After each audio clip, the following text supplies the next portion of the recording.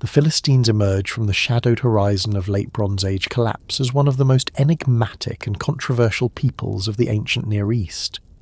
Their very identity rests at the crossroads of archaeology, ancient texts and cultural memory, making them at once familiar and yet strangely elusive. To approach their origins is to step into a world where massive empires faltered, seaborne migrations reshaped entire landscapes, and fragmentary records whisper of movements too vast and too turbulent to be neatly contained. The name Philistine itself derives from the Hebrew term Pelesheh, and through biblical tradition they became archetypal adversaries of Israel. Yet outside that context, their story reveals a far larger significance. They stand as part of the phenomenon that scholars call the Sea Peoples, a loose confederation of migrants and raiders who disrupted the great palace economies of the eastern Mediterranean around 1200 BCE. It is in this chaos, amid the burning of cities and the shifting of populations, that the Philistines first appear. The debate over where the Philistines came from has occupied scholars for more than a century, and the evidence continues to evolve with new excavations and analytical techniques. Ancient Egyptian reliefs from the reign of Ramses III, particularly those inscribed on the walls of his mortuary temple at Medina Habu, record dramatic battles against foreign invaders who came by land and by sea. These invaders are listed under names such as Peliset, Shurdan, Checker, Denian and others. Most scholars identify the Peliset with the Philistines, and the images depicting them show warriors with feathered headdresses, round shields and short kilts, accompanied by families in ox-drawn carts. The reliefs suggest a massive migration rather than mere raids, entire communities moving in search of new homelands. It is here, in the visual propaganda of the last great pharaoh of Egypt's new kingdom, that we find the earliest recognizable portrayal of the Philistines. The connection to the Aegean world has long been suspected because of striking parallels in material culture. The distinctive Philistine pottery of the early Iron Age, particularly the so-called Philistine bichrome ware, bears close resemblance to styles from Mycenaean Greece, Cyprus and Crete. Decorative motifs, vessel shapes, and even the clay recipes show a blending of local Canaanite traditions with imported Aegean techniques. This hybrid nature points not to simple diffusion of trade goods, but to the physical relocation of craftspeople and communities who carried their traditions with them. The arrival of these new populations along the southern coast of Canaan transformed what had once been a relatively quiet frontier of Egyptian imperial control into a vibrant and contested cultural zone. Yet the precise homeland of the Philistines remains debated. Some scholars argue for an origin in the Aegean Islands or the Mycenaean mainland, pointing to the collapse of palace centres like Mycenae, Tiryns and Pylos in the late 13th century BCE as catalyst for migration. Others suggest that Cyprus played a key role, both as a staging ground and as a place where displaced groups mingled before moving eastward. Still others emphasise connections with Anatolia, particularly with western coastal regions that also experienced upheaval during this period. The truth may lie in a complex web of multiple points of origin, with the Philistines representing a coalition of peoples rather than a single ethnic group. What unites them is not a singular homeland, but the shared experience of displacement during one of the most turbulent centuries in Mediterranean history. The archaeological evidence from Philistine sites reinforces this impression of hybridity. Excavations at Ashdod, Ashkelon, Ekron, Gath, and Gaza, the later pentapolis of Philistine power, reveal layers of destruction at the close of the Bronze Age, followed by the sudden appearance of new architectural styles, cooking habits, and domestic arrangements. Hearths built in Aegean style appear alongside local Canaanite houses. Storage jars with distinctive ring bases emerge in contexts that had previously relied on different vessel forms. Even dietary practices shift, with pig bones becoming far more common in Philistine settlements than in neighbouring Israelite or Canaanite sites, suggesting cultural preferences carried from overseas. These material fingerprints indicate a genuine transplantation of cultural habits, not simply trade or imitation. Language offers another window into their origins, though one that remains clouded. The Philistines eventually adopted the local Canaanite dialects that evolved into Hebrew and Phoenician, as the inscriptions we have from later centuries are written in Semitic scripts. Yet there are tantalizing traces of non-Semitic words preserved in biblical texts and in place names. Terms like serene, used in the Hebrew Bible for Philistine rulers, do not fit comfortably into the Semitic linguistic family and may preserve echoes of an Indo-European background. Some scholars have suggested links to Mycenaean Greek or Anatolian languages, though the evidence is far from decisive. Still, even these linguistic shadows align with the broader picture of an intrusive population gradually assimilating into its Levantine environment while maintaining distinct elements of identity. Egyptian sources provide crucial context for their early history. The Medinet Habu inscriptions describe how Ramses III repelled the Sea Peoples in a dramatic land and naval battle around 1177 BCE. Yet while Egyptian propaganda celebrated total victory, the archaeological record suggests a more complex reality. Rather than being annihilated, many of these groups, including the Peliset, appear to have been resettled in Canaan under Egyptian oversight. In effect, Egypt may have transformed defeated foes into client populations, establishing them in territories along the coastal plain as buffers against further incursions. This would explain why the Philistines first appear in precisely those areas that had been under Egyptian administration during the Late Bronze Age. Their settlement was both a byproduct of military conflict and a calculated policy by a declining empire trying to manage instability on its frontiers. The early centuries of Philistine settlement coincide with the broader collapse of Bronze Age systems.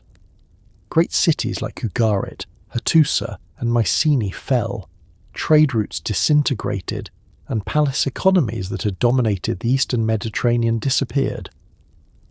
Into this vacuum stepped smaller regional powers, new ethnic identities, and shifting alliances. The Philistines were not alone in this transformation, but they became one of the most prominent examples of how migrant groups could establish themselves as dominant forces in new territories. Their rise was part of a larger story of decentralization, where local polities flourished in the absence of overarching imperial control. The relationship between the Philistines and the indigenous Canaanite population was complex. Archaeological evidence suggests initial coexistence and cultural blending, as local pottery styles continued alongside Aegean-influenced wares. Over time, however, the Philistines developed distinct urban centres with strong fortifications, signalling both prosperity and the need for defence. Their cities became hubs of power in the southern Levant, and their cultural distinctiveness was maintained through material practices, political organisation, and religious traditions. The image preserved in later biblical texts of the Philistines as outsiders, perpetual enemies of Israel, reflects this enduring sense of difference, even as centuries of interaction inevitably produce significant assimilation. The religious traditions of the Philistines further underscore their unique identity. While much remains uncertain, archaeological finds suggest a pantheon that combined elements from Aegean, Cypriot, and Canaanite traditions. The deity Dagon is frequently associated with them in biblical texts, though whether he was their chief god or one among many remains debated. Cultic installations at Philistine sites show both local continuities and imported features, reinforcing the impression of a hybrid culture. Ritual vessels, figurines, and temple layouts suggest experimentation and adaptation rather than a simple transplant of foreign religion. By the early Iron Age, the Philistines had secured a place among the major powers of the southern Levant. Their 5 cities, Gaza, Ashkelon, Ashdod, Ekron, and Gath, formed a league known in later texts as the Pentapolis. This political structure provided a degree of unity while allowing for local autonomy, and it proved remarkably resilient across centuries of conflict. Each city was ruled by its own leader, but they coordinated on matters of defence and foreign policy, creating a flexible system that balanced independence with cooperation. This model would become central to their later interactions with Israel, Judah, Egypt, and the great empires of Mesopotamia. Understanding the origins of the Philistines, therefore, requires seeing them not as a monolithic people with a single homeland, but as a dynamic community forged in the crucible of migration, displacement, and adaptation. They carried with them memories and traditions from the Aegean, Cyprus, and Anatolia, but in Canaan they transformed into something new, both distinct and deeply entangled with their surroundings. Their identity was never static, but evolved through centuries of negotiation with neighbours, rivals, and overlords. To trace their beginnings is to glimpse the larger forces that reshape the ancient world in the wake of the Bronze Age collapse, a world where peoples on the move created entirely new cultural and political landscapes. The world into which the Philistines first emerged was already unravelling under the immense pressures of the late 13th and early 12th centuries BCE. Historians have come to know this seismic upheaval as the collapse of the Bronze Age, a period when the great interconnected systems of the Eastern Mediterranean fractured almost simultaneously, leaving behind a patchwork of ruins, abandoned trade routes, and scattered populations. The Sea Peoples, a term coined from Egyptian inscriptions, appear at the very centre of this transformation, not merely as raiders who struck the vulnerable fringes of empire, but as agents and symbols of an entire era's disruption. Their sudden arrival across the Levant and beyond reflects deeper structural changes that no single battle or ruler could control. To understand the Philistines, one must first situate them within this larger wave of movements that reshape the ancient world. The Bronze Age had been defined by far-reaching networks of exchange. From Anatolia came tin and silver, from Cyprus copper, from Egypt grain and gold, from Mesopotamia textiles and luxury goods. Mycenaean palaces across the Aegean produced finely crafted ceramics and weaponry that circulated as far as the Levant, while Canaanite merchants served as middlemen in a vast commercial web. This system, however, was fragile. It depended on centralised palace economies that extracted surplus from subject populations, coordinated long-distance trade, and maintained diplomatic alliances through marriage, correspondence, and tribute. The Amarna letters, a cache of diplomatic tablets from the 14th century BCE, reveal a world where kings communicated in Akkadian, exchanged lavish gifts, and constantly sought to balance power through intricate negotiations. Yet beneath this polished surface lay vulnerabilities that would eventually prove fatal. By the late 13th century BCE, multiple pressures converged. Climate shifts produced periods of drought that strained agricultural systems already pushed to their limits. Archaeological evidence from pollen analysis in Syria and Israel suggests extended dry periods that reduced crop yields and created food shortages. Simultaneously, waves of internal unrest destabilized kingdoms dependent on peasant labor. The cost of maintaining large standing armies and elaborate building projects drained palace resources, while increasingly sophisticated weaponry shifted the balance of military power away from chariot elites toward more mobile infantry units. Into this environment of stress came the movements we now associate with the Sea Peoples. Egyptian records remain our most vivid source for these groups. The inscriptions of Ramses II mention earlier clashes with foreign seafarers, but it was during the reign of Ramses III in the early 12th century BCE that the Sea Peoples appeared in overwhelming force. The reliefs at Medinet Habu depict vast flotillas of ships, their prows decorated with bird-headed motifs, confronting Egyptian naval forces on the Nile Delta. Warriors with feathered headdresses and round shields fill the scene, while ox-drawn carts carry women and children on land. These details suggest more than temporary raiding parties. They indicate mass migrations of entire populations, families abandoning their former homes and seeking new territories in the Eastern Mediterranean. The Egyptian texts list several of these groups by name: Peliset, Jekka, Shurdan, Shekelesh, Denyen, and Weshesh, among others. Each may have had its own point of origin, but together they formed a formidable coalition. The Sherden are sometimes linked to Sardinia, the Shekelesh to Sicily, the Denian to regions of western Anatolia or the Aegean, while the Peliset are almost universally equated with the Philistines.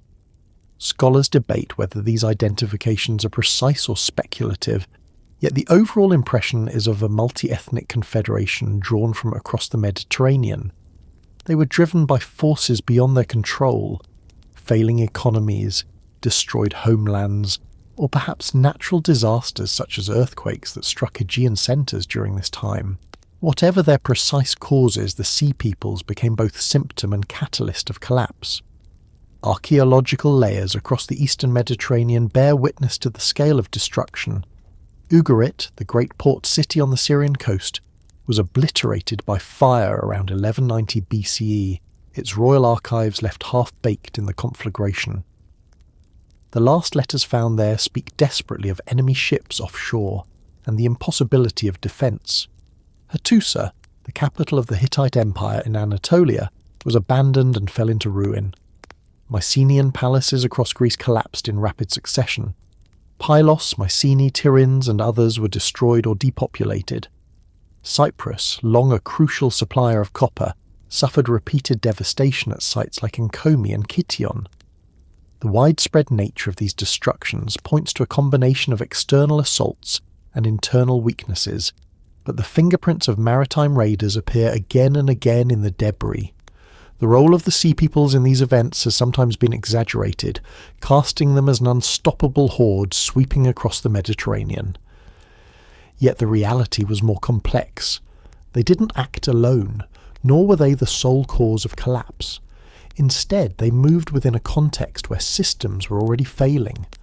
Their raids and migrations accelerated processes already underway, exploiting vulnerabilities and seizing opportunities.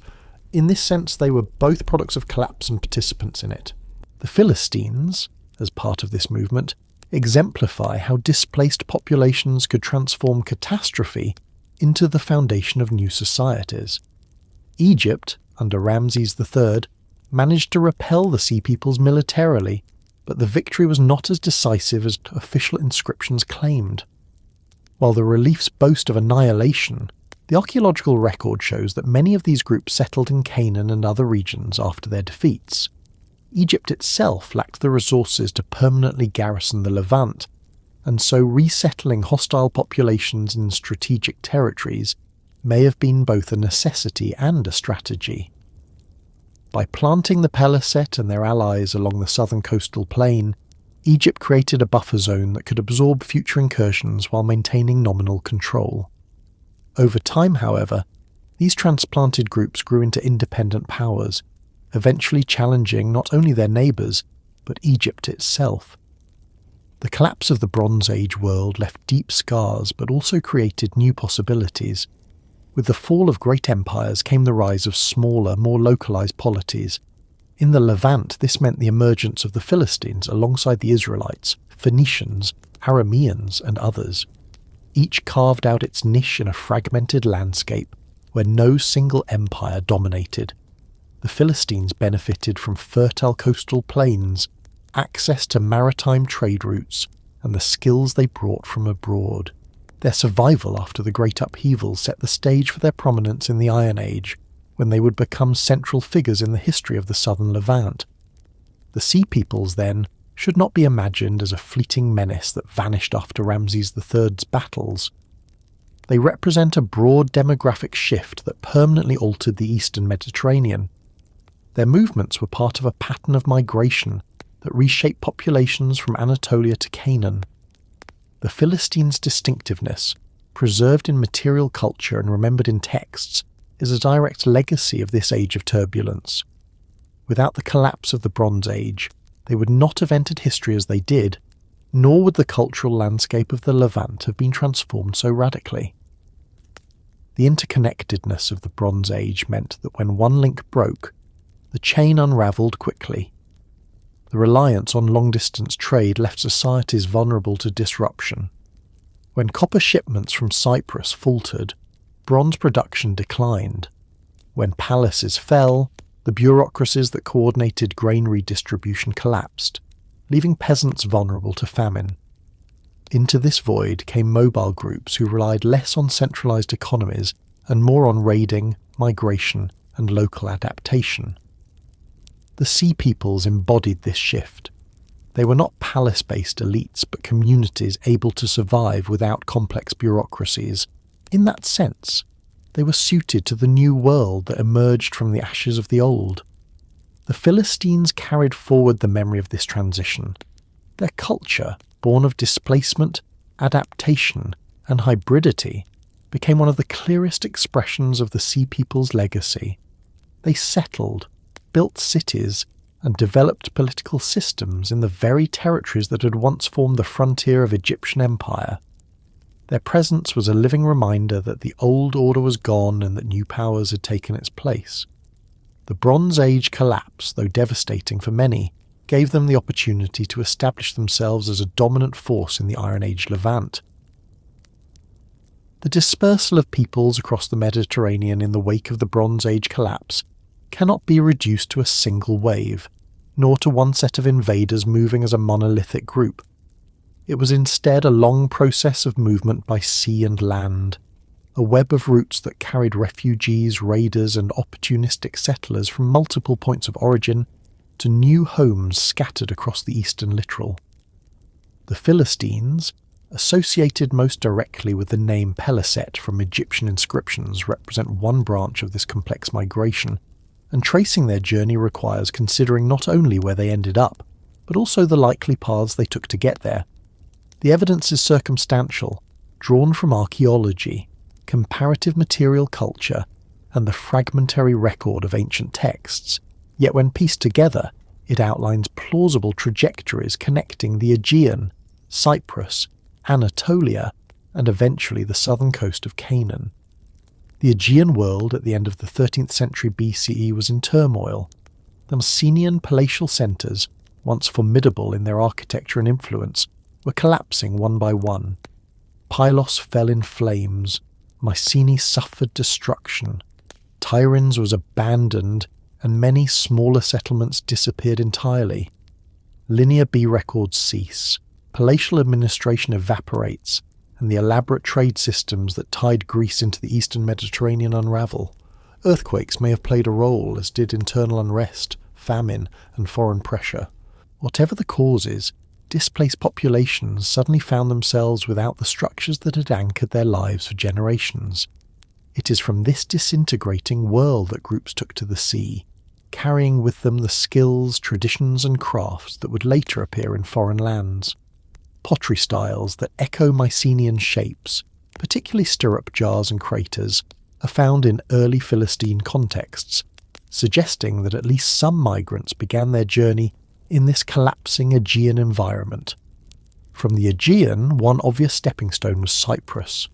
The island lay at the crossroads of east-west exchange, rich in copper mines and long integrated into Mediterranean trade. Yet Cyprus too experienced upheaval at the close of the Bronze Age. Sites like Enkomi, Kition, and Hala Sultan Tekke bear traces of violent destruction around the same time as Mycenaean centres collapsed. The sudden appearance of new pottery forms, weaponry, and architectural features points to an influx of foreign groups. Some may have been Aegean refugees seeking safe harbour, while others could have been part of the same broad movement that included the Philistines. Cyprus thus served as both destination and launching pad, absorbing newcomers while also transmitting them onward to the Levant. The island's location made it an ideal staging ground for maritime ventures, and it is likely that groups destined for Canaan paused there, either briefly or for extended periods, before continuing eastward. Anatolia provides another potential origin point. The western coastal regions, long dominated by the Hittite Empire, also suffered severe disruptions in the late 13th century BCE. The collapse of Hittite authority left populations vulnerable, and raids along the coastline became increasingly common. Some of the sea peoples named in Egyptian records, such as the Lucca and Denyen, are thought to have originated in these Anatolian territories. It is entirely possible that displaced groups from here joined forces with the Aegean migrants, or were swept up in the same tide of instability. ships departing from Anatolia could easily skirt the southern coast of Asia Minor, stopping at harbours in Lycia or Cilicia before pressing on towards Cyprus and ultimately the Levant. When the Egyptian inscriptions describe the great battles against the Sea Peoples, they show fleets arriving along the coast of the Nile Delta.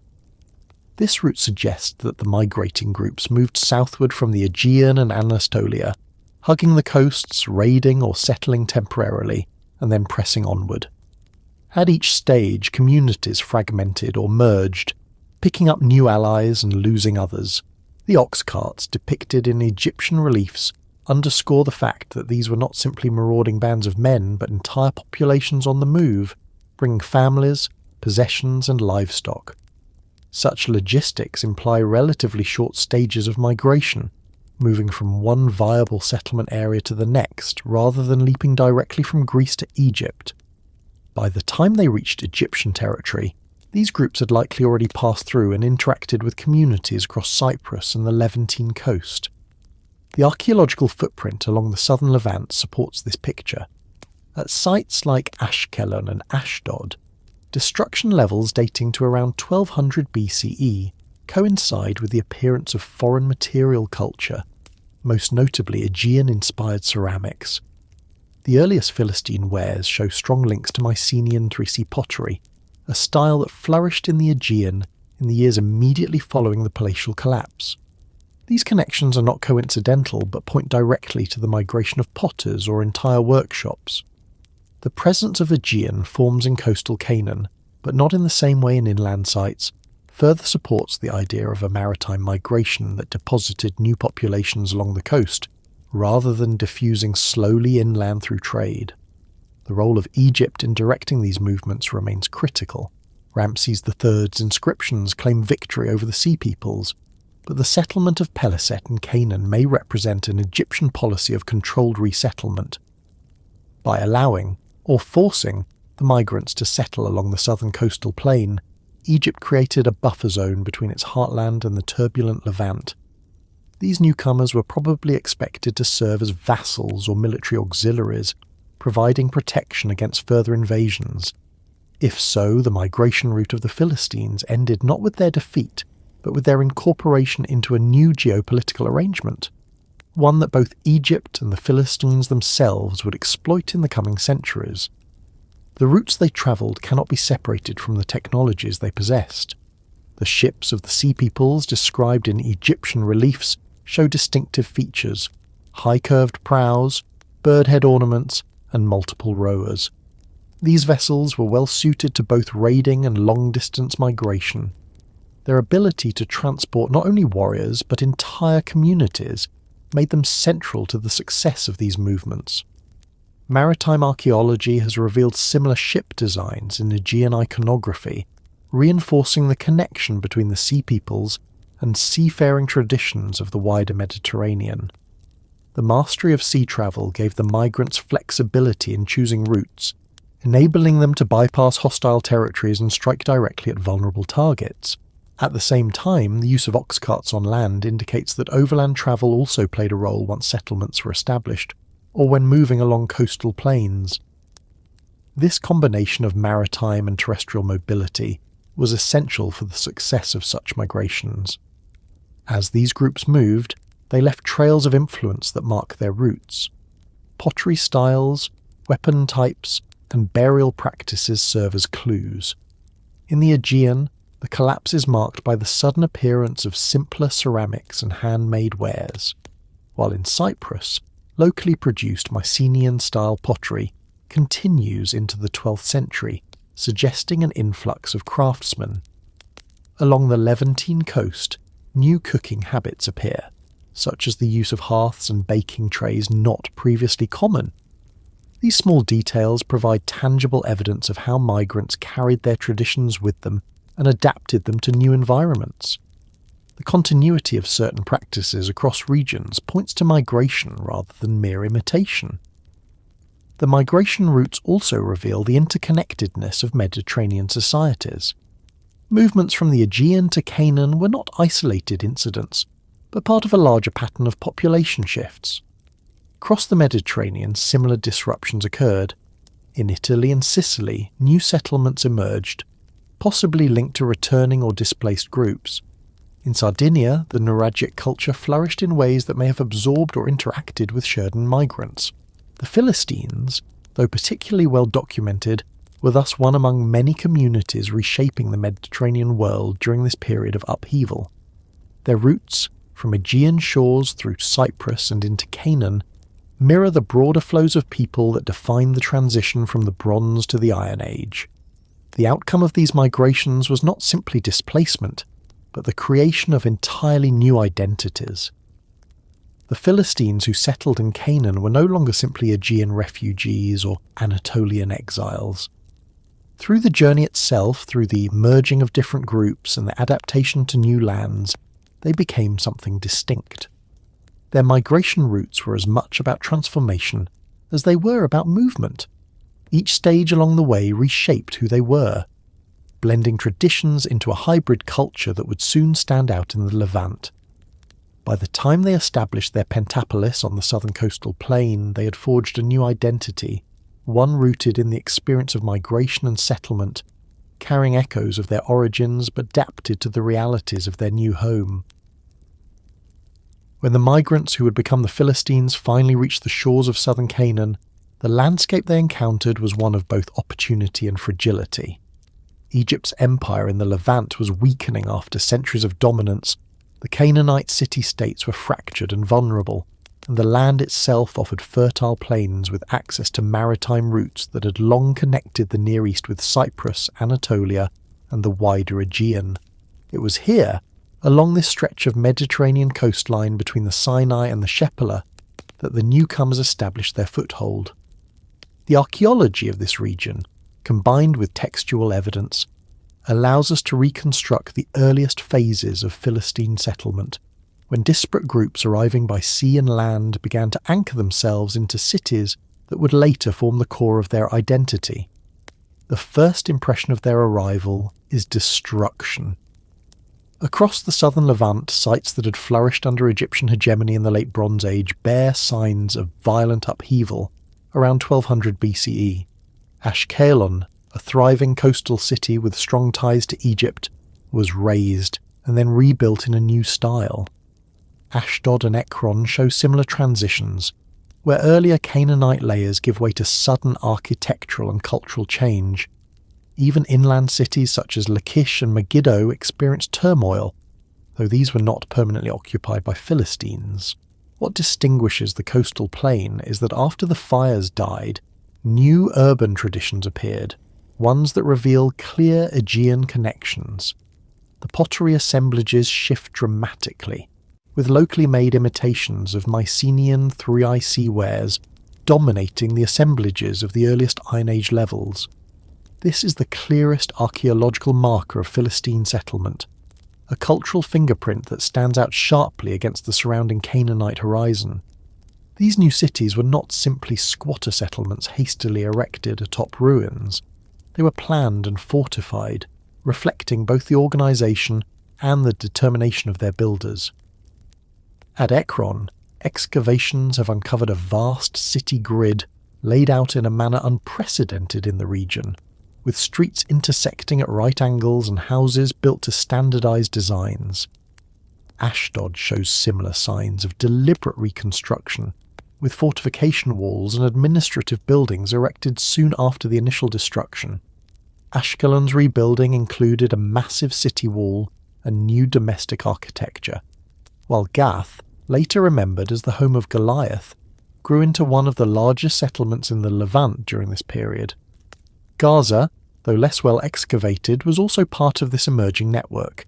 Together, these 5 cities, Gaza, Ashkelon, Ashdod, Ekron and Gath, would later be remembered as the Philistine Pentapolis, but their roots lay in this formative phase of settlement, when migrants consolidated control of the coastal plain. Material culture provides further insight into how these communities functioned. Cooking installations at early Philistine sites include hearths and baking trays of types previously unknown in Canaan, but common in the Aegean. Animal bone assemblages show a marked increase in pig consumption compared to neighbouring Israelite or Canaanite sites, suggesting dietary preferences carried from their homelands.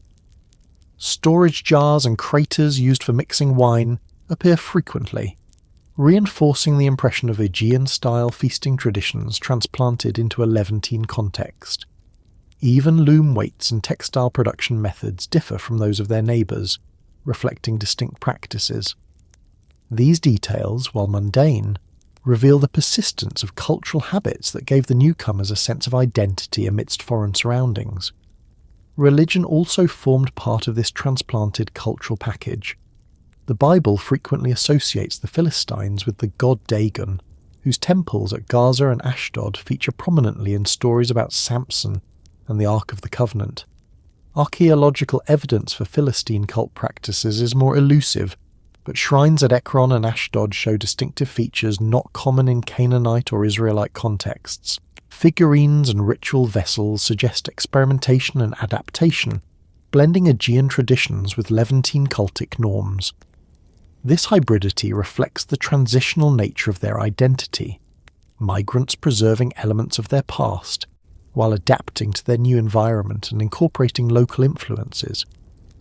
The political organisation of these early settlements is difficult to reconstruct, but later traditions suggest a system of city rulers known in the Hebrew Bible as Seranim, a term with no Semitic etymology that may preserve a memory of Aegean or Anatolian political vocabulary. Each city appears to have had its own ruler, but the cities were linked in a league that allowed coordinated action. This flexibility enabled them to act together in times of war, as against Israelite or Egyptian forces, while retaining autonomy and local governance. The origins of this system likely trace back to this early settlement period, when the migrants distributed themselves across multiple urban centres, but needed mechanisms of cooperation to survive in a contested landscape. The coastal plain offered both advantages and vulnerabilities. Its fertile soils supported intensive agriculture, producing grain, olives, and grapes in abundance. Its harbours connected the cities to Mediterranean trade networks, allowing them to maintain contacts with Cyprus and beyond. At the same time, the flat terrain left them exposed to attack from inland rivals, while dependence on trade made them sensitive to disruptions in maritime routes. This duality shaped their development, encouraging both fortification and naval activity. Archaeological finds at Ashkelon and Ekron suggest large-scale storage facilities, indicating surplus production for both local consumption and export. The Philistines quickly became a formidable economic force in the region, their cities growing wealthy and populous within a few generations of their arrival. Their presence inevitably brought them into conflict with neighbouring peoples. Inland highland communities, later identified with early Israelites, viewed the Philistines as outsiders and competitors. Biblical traditions emphasized this hostility, casting the Philistines as perpetual enemies.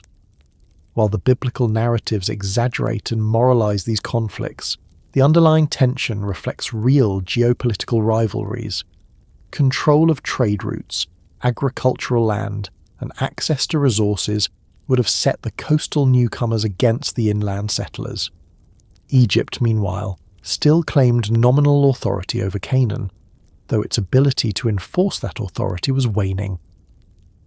For a time, the Philistines may have functioned as Egyptian vassals, but as Egypt's power declined in the 12th and 11th centuries BCE, the Philistines grew increasingly independent. The scale of early Philistine settlement can be measured in part through population estimates. Excavations at Gath indicate a city of tens of thousands at its height, making it one of the largest in the Levant. Ashkelon, with its massive fortifications and extensive domestic quarters, also suggests a significant population.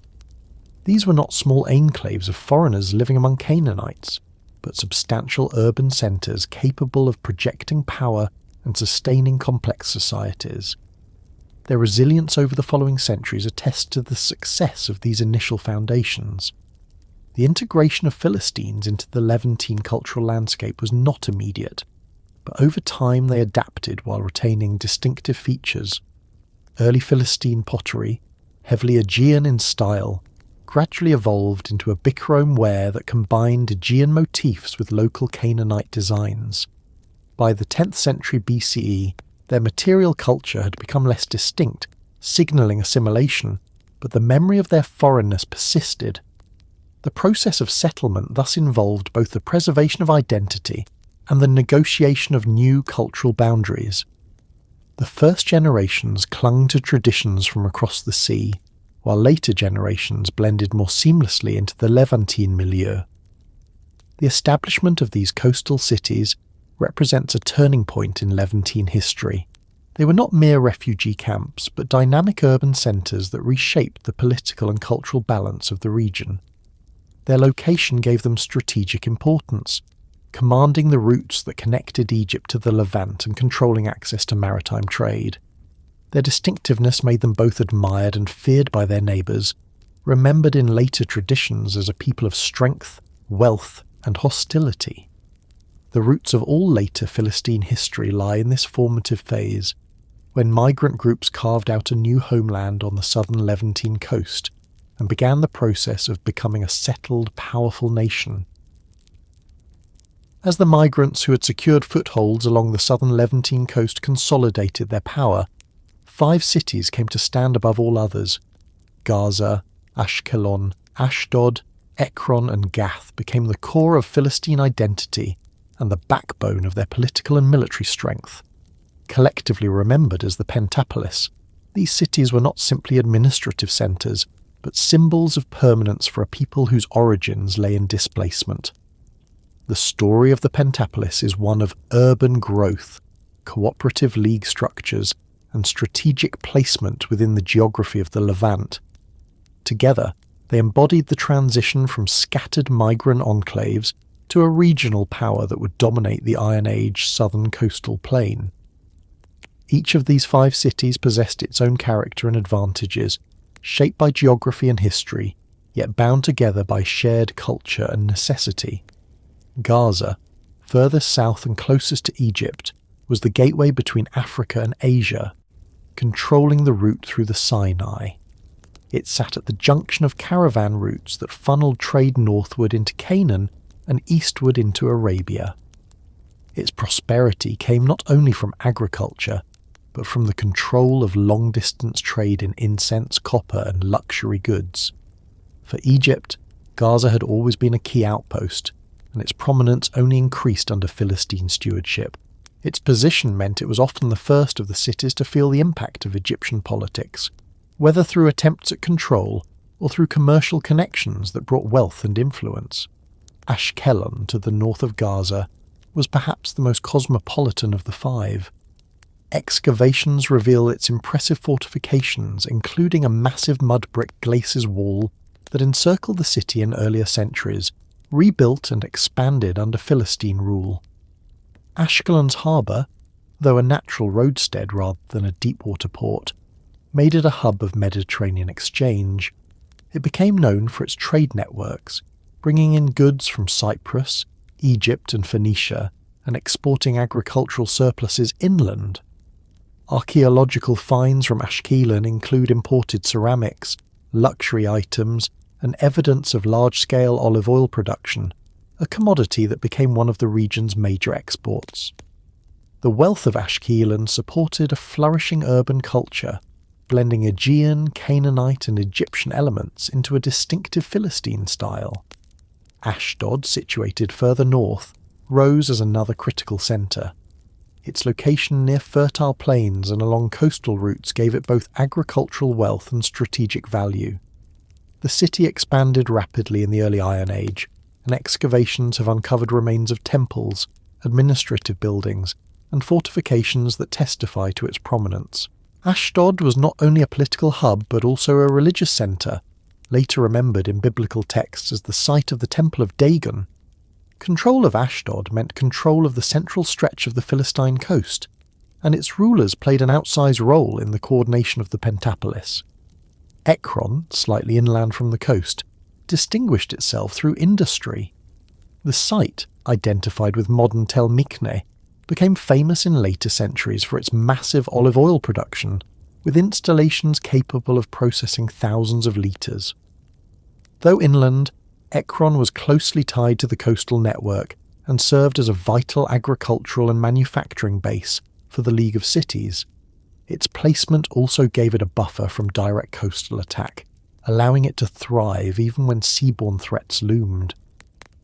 Ekron's growth into a city of considerable size and wealth underscores the economic diversity of the Philistine League, with each city contributing different strengths to the whole. Gath, the easternmost of the five, lay closest to the Shephelah and the hill country beyond. This frontier location made it both vulnerable and powerful. It served as the first line of defense against inland rivals, particularly the Israelites, and its prominence in biblical narratives reflects this role. Gath is remembered as the home of giants, most famously Goliath, and archaeological evidence suggests it was indeed one of the largest and most heavily fortified cities in the Levant at its peak. Its size alone marked it as a major power, and its placement at the edge of the coastal plain gave the Philistines access to trade routes leading into the Judean hills and beyond. Gath was thus both a bulwark and a bridge, connecting the Philistines to inland politics and warfare. The collective strength of these five cities lay not only in their individual wealth, but in their cooperation. The Pentapolis functioned as a loose league, with each city ruled by its own leader, yet able to coordinate in times of crisis. The Hebrew Bible refers to these rulers as seranim, often translated as lords or rulers, though the term has no clear Semitic root. This has led scholars to suspect it preserves an Aegean or Anatolian origin, consistent with the broader foreign identity of the Philistines. The seranim are depicted meeting together, making collective decisions about war, tribute, and diplomacy. This system gave the Philistines flexibility, avoiding the pitfalls of centralized monarchy while maintaining unity in foreign policy. In many ways, the Pentapolis resembled other Mediterranean city leagues, where autonomy and cooperation balanced in a way that fostered resilience. The prosperity of the Pentapolis was not accidental. The cities were positioned strategically along the coastal plain, each complementing the others. Gaza controlled the southern trade routes. Ashkelon served as a maritime hub, Ashdod as a political and religious centre, Ekron as an agricultural powerhouse, and Gath as a military frontier. This division of strengths allowed the League to project influence far beyond its immediate territory. Together, the cities commanded resources, manpower, and wealth sufficient to rival larger kingdoms. Their existence altered the balance of power in the Levant, forcing neighbours to reckon with a new and formidable bloc. The culture of the Pentapolis reflected both the foreign origins of its founders and the Levantine context in which they lived. Early Philistine pottery, with its Mycenaean-inspired forms, gradually developed into a local Bichrome style that blended imported and indigenous motifs. Architecture, while showing Aegean features, adapted to local conditions and materials. Religious practices merged old and new, with Aegean influences visible alongside deities familiar to Canaanite religion. The cities became laboratories of cultural fusion, producing a hybrid identity that was distinct yet deeply tied to the region. This identity was reinforced by the League structure, which gave the Philistines a collective sense of belonging, even as they lived among diverse neighbours. The importance of the Pentapolis extended far beyond the 12th and 11th centuries BCE. These cities remained the core of Philistine power for centuries, enduring conquest, destruction, and rebuilding under Assyrian, Babylonian, and later empires. Their resilience speaks to the strength of the urban foundations laid in this early period. The Philistines were not nomads or temporary migrants, but city builders who established enduring centres that shaped the history of the Levant. The Pentapolis thus stands as the clearest expression of Philistine identity in the Iron Age. These five cities were the backbone of their political, economic, and cultural life, the arenas in which their distinctiveness was preserved and their power projected. From their ports and plains, they engaged in trade, war, and diplomacy, weaving themselves into the fabric of Near Eastern history. Their story is not only about survival after migration, but about the creation of a durable and influential society in a contested land. The question of who the Philistines were cannot be answered only by describing where they settled or what they built. Their very identity, how they spoke, how they thought of themselves, and how they were perceived by their neighbours, forms one of the most enduring puzzles of ancient history. Unlike empires such as Egypt or Assyria, the Philistines left behind no monumental inscriptions in their own voice that proclaim their origins or their gods in clear terms. Instead, their identity must be reconstructed from fragments. Words preserved in the Hebrew Bible, inscriptions written in scripts borrowed from their neighbours, and the cultural debris embedded in their pottery, architecture, and religious practices. One of the most debated questions is whether the Philistines were originally Indo-European speakers who brought elements of Aegean or Anatolian languages with them into the Levant before gradually adopting the Semitic tongues of their new homeland. The evidence is tantalizing but incomplete, forcing historians and linguists to piece together a story from hints and echoes rather than from direct testimony.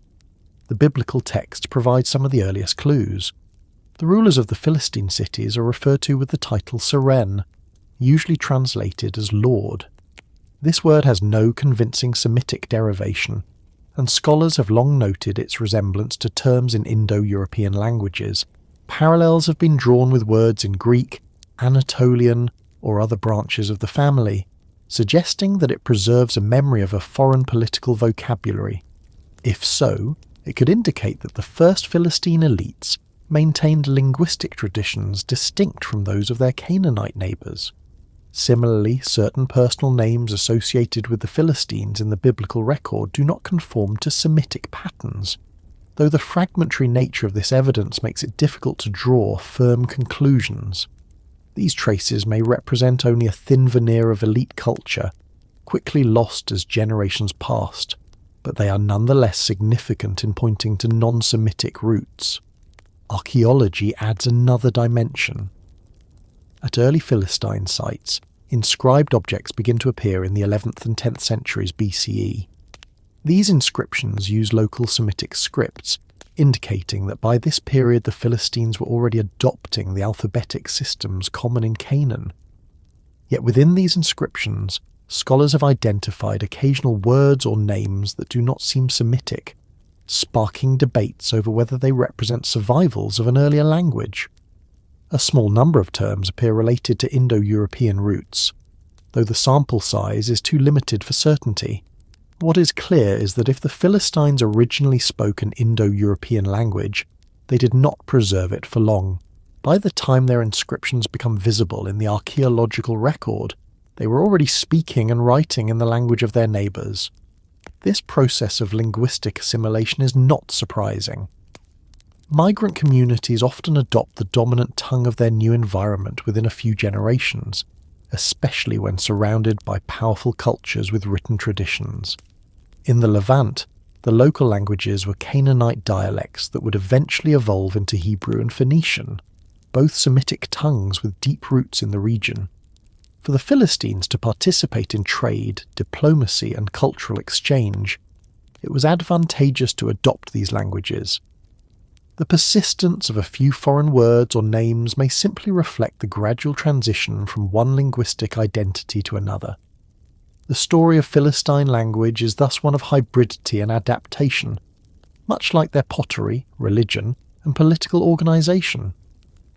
The possibility of an Indo-European origin for the Philistines ties them more closely to the broader movements of the Sea Peoples. Many of the groups listed in Egyptian texts have names that suggest origins in Anatolia or the Aegean, both regions where Indo-European languages were spoken. The Denian may be connected with the Greek Danons, the Sherdan with Sardinia, and the Shekelesh with Sicily. If the Peliset, identified with the Philistines, were part of this same confederation, it is entirely plausible that they too spoke an Indo-European tongue before their resettlement in Canaan. This would explain the foreignness of certain terms preserved in later texts and the absence of direct continuity with Semitic linguistic traditions. Their migration routes carrying them from the Aegean or Anatolia through Cyprus and into Canaan would have exposed them to multiple linguistic environments creating a melting pot in which languages blended and shifted rapidly.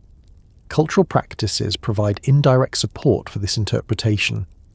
The use of Aegean-style feasting vessels, hearths, and pig consumption all suggest that the Philistines maintained aspects of an identity distinct from their Semitic-speaking neighbours. Language often travels with such practices, and while material culture can persist even after linguistic assimilation, the combination of distinct vocabulary and foreign customs strengthens the case for an Indo-European substratum. Over time, as intermarriage and interaction with Canaanites deepened, these features became less pronounced, but the earliest phases of Philistine settlement bear the marks of cultural continuity from their places of origin. The question of identity is further complicated by how others perceived them. In Egyptian inscriptions, the Peliset are listed alongside other sea peoples, lumped into a category of outsiders who threatened the stability of the Nile Delta. In the Hebrew Bible, the Philistines are cast as perpetual enemies of Israel, outsiders who embody foreignness. These portrayals emphasize their difference, but they may not accurately reflect how the Philistines thought of themselves. Identity in the ancient world was fluid, defined not by fixed ethnic categories, but by shifting alliances, shared practices, and political loyalty. The Philistines may have seen themselves as part of a wider league of cities, united by common traditions, rather than as members of a single ethnic group. Their Indo-European linguistic traces, their Aegean pottery styles, and their Levantine adaptations all point to a people forged in migration, whose identity was constantly being negotiated. Modern genetic research has added a new layer to the discussion. Studies of ancient DNA from Philistine burials in Ashkelon have revealed a significant influx of European genetic markers in the 12th century BCE, consistent with migration from the Aegean or southern Europe. Over the next few centuries, however, this distinct genetic signal became diluted as the Philistines intermarried with local populations. This mirrors the linguistic picture, an initial foreign presence that gradually assimilated into the Levantine milieu. The genetic evidence supports the hypothesis of an Indo-European speaking origin, even if the language itself disappeared quickly under the weight of local influence. In the end, the question of whether the Philistines were Indo-European cannot be answered with absolute certainty, but the cumulative evidence suggests that at least some of them were. Their early vocabulary, their cultural practices, their material remains, and their genetic signatures all point to origins in regions where Indo-European languages were spoken.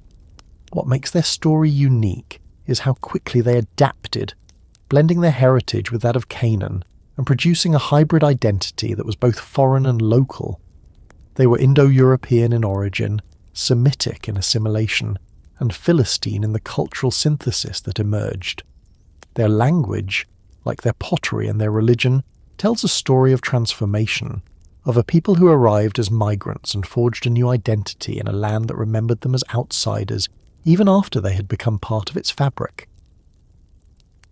If the voices of the Philistines are faint in texts, their presence speaks more clearly through the soil. Archaeology has given us the most direct window into their world, uncovering fragments of pottery, foundations of houses, fortification walls, shrines, and the remains of their dead. These traces, while silent, record the habits of everyday life and the choices that define their culture.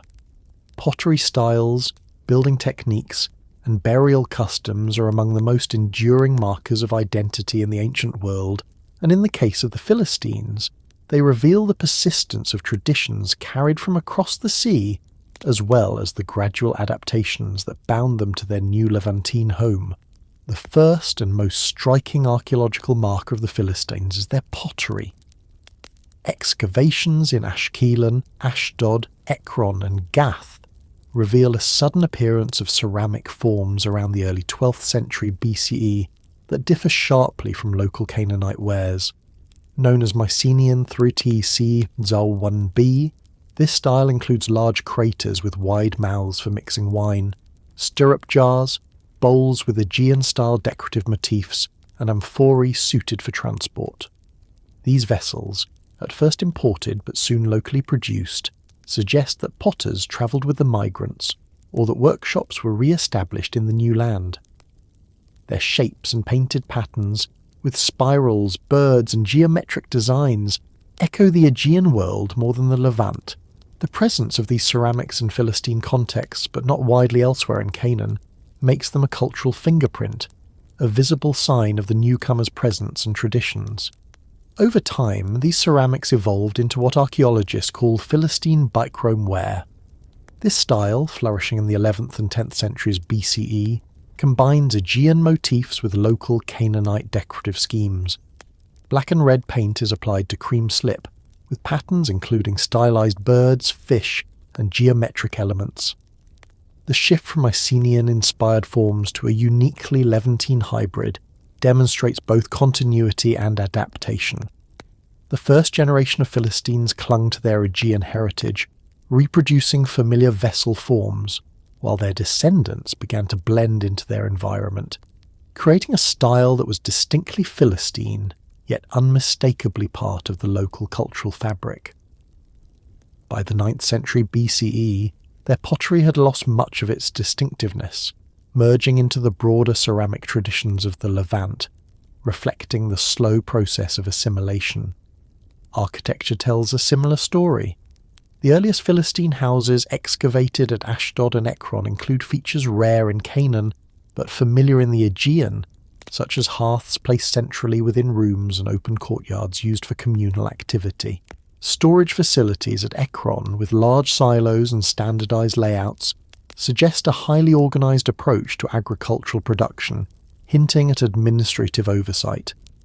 At Gath, fortification walls were built on a massive scale, defending a city that sprawled over dozens of hectares, making it one of the largest in the region. Ashkelon's fortifications were equally imposing, with earthworks and mud brick ramparts encircling the city. The scale of these constructions points to a people determined to establish permanence in a land that had once been foreign to them. These were not temporary encampments or refugee camps. They were enduring urban centres planned with care and ambition.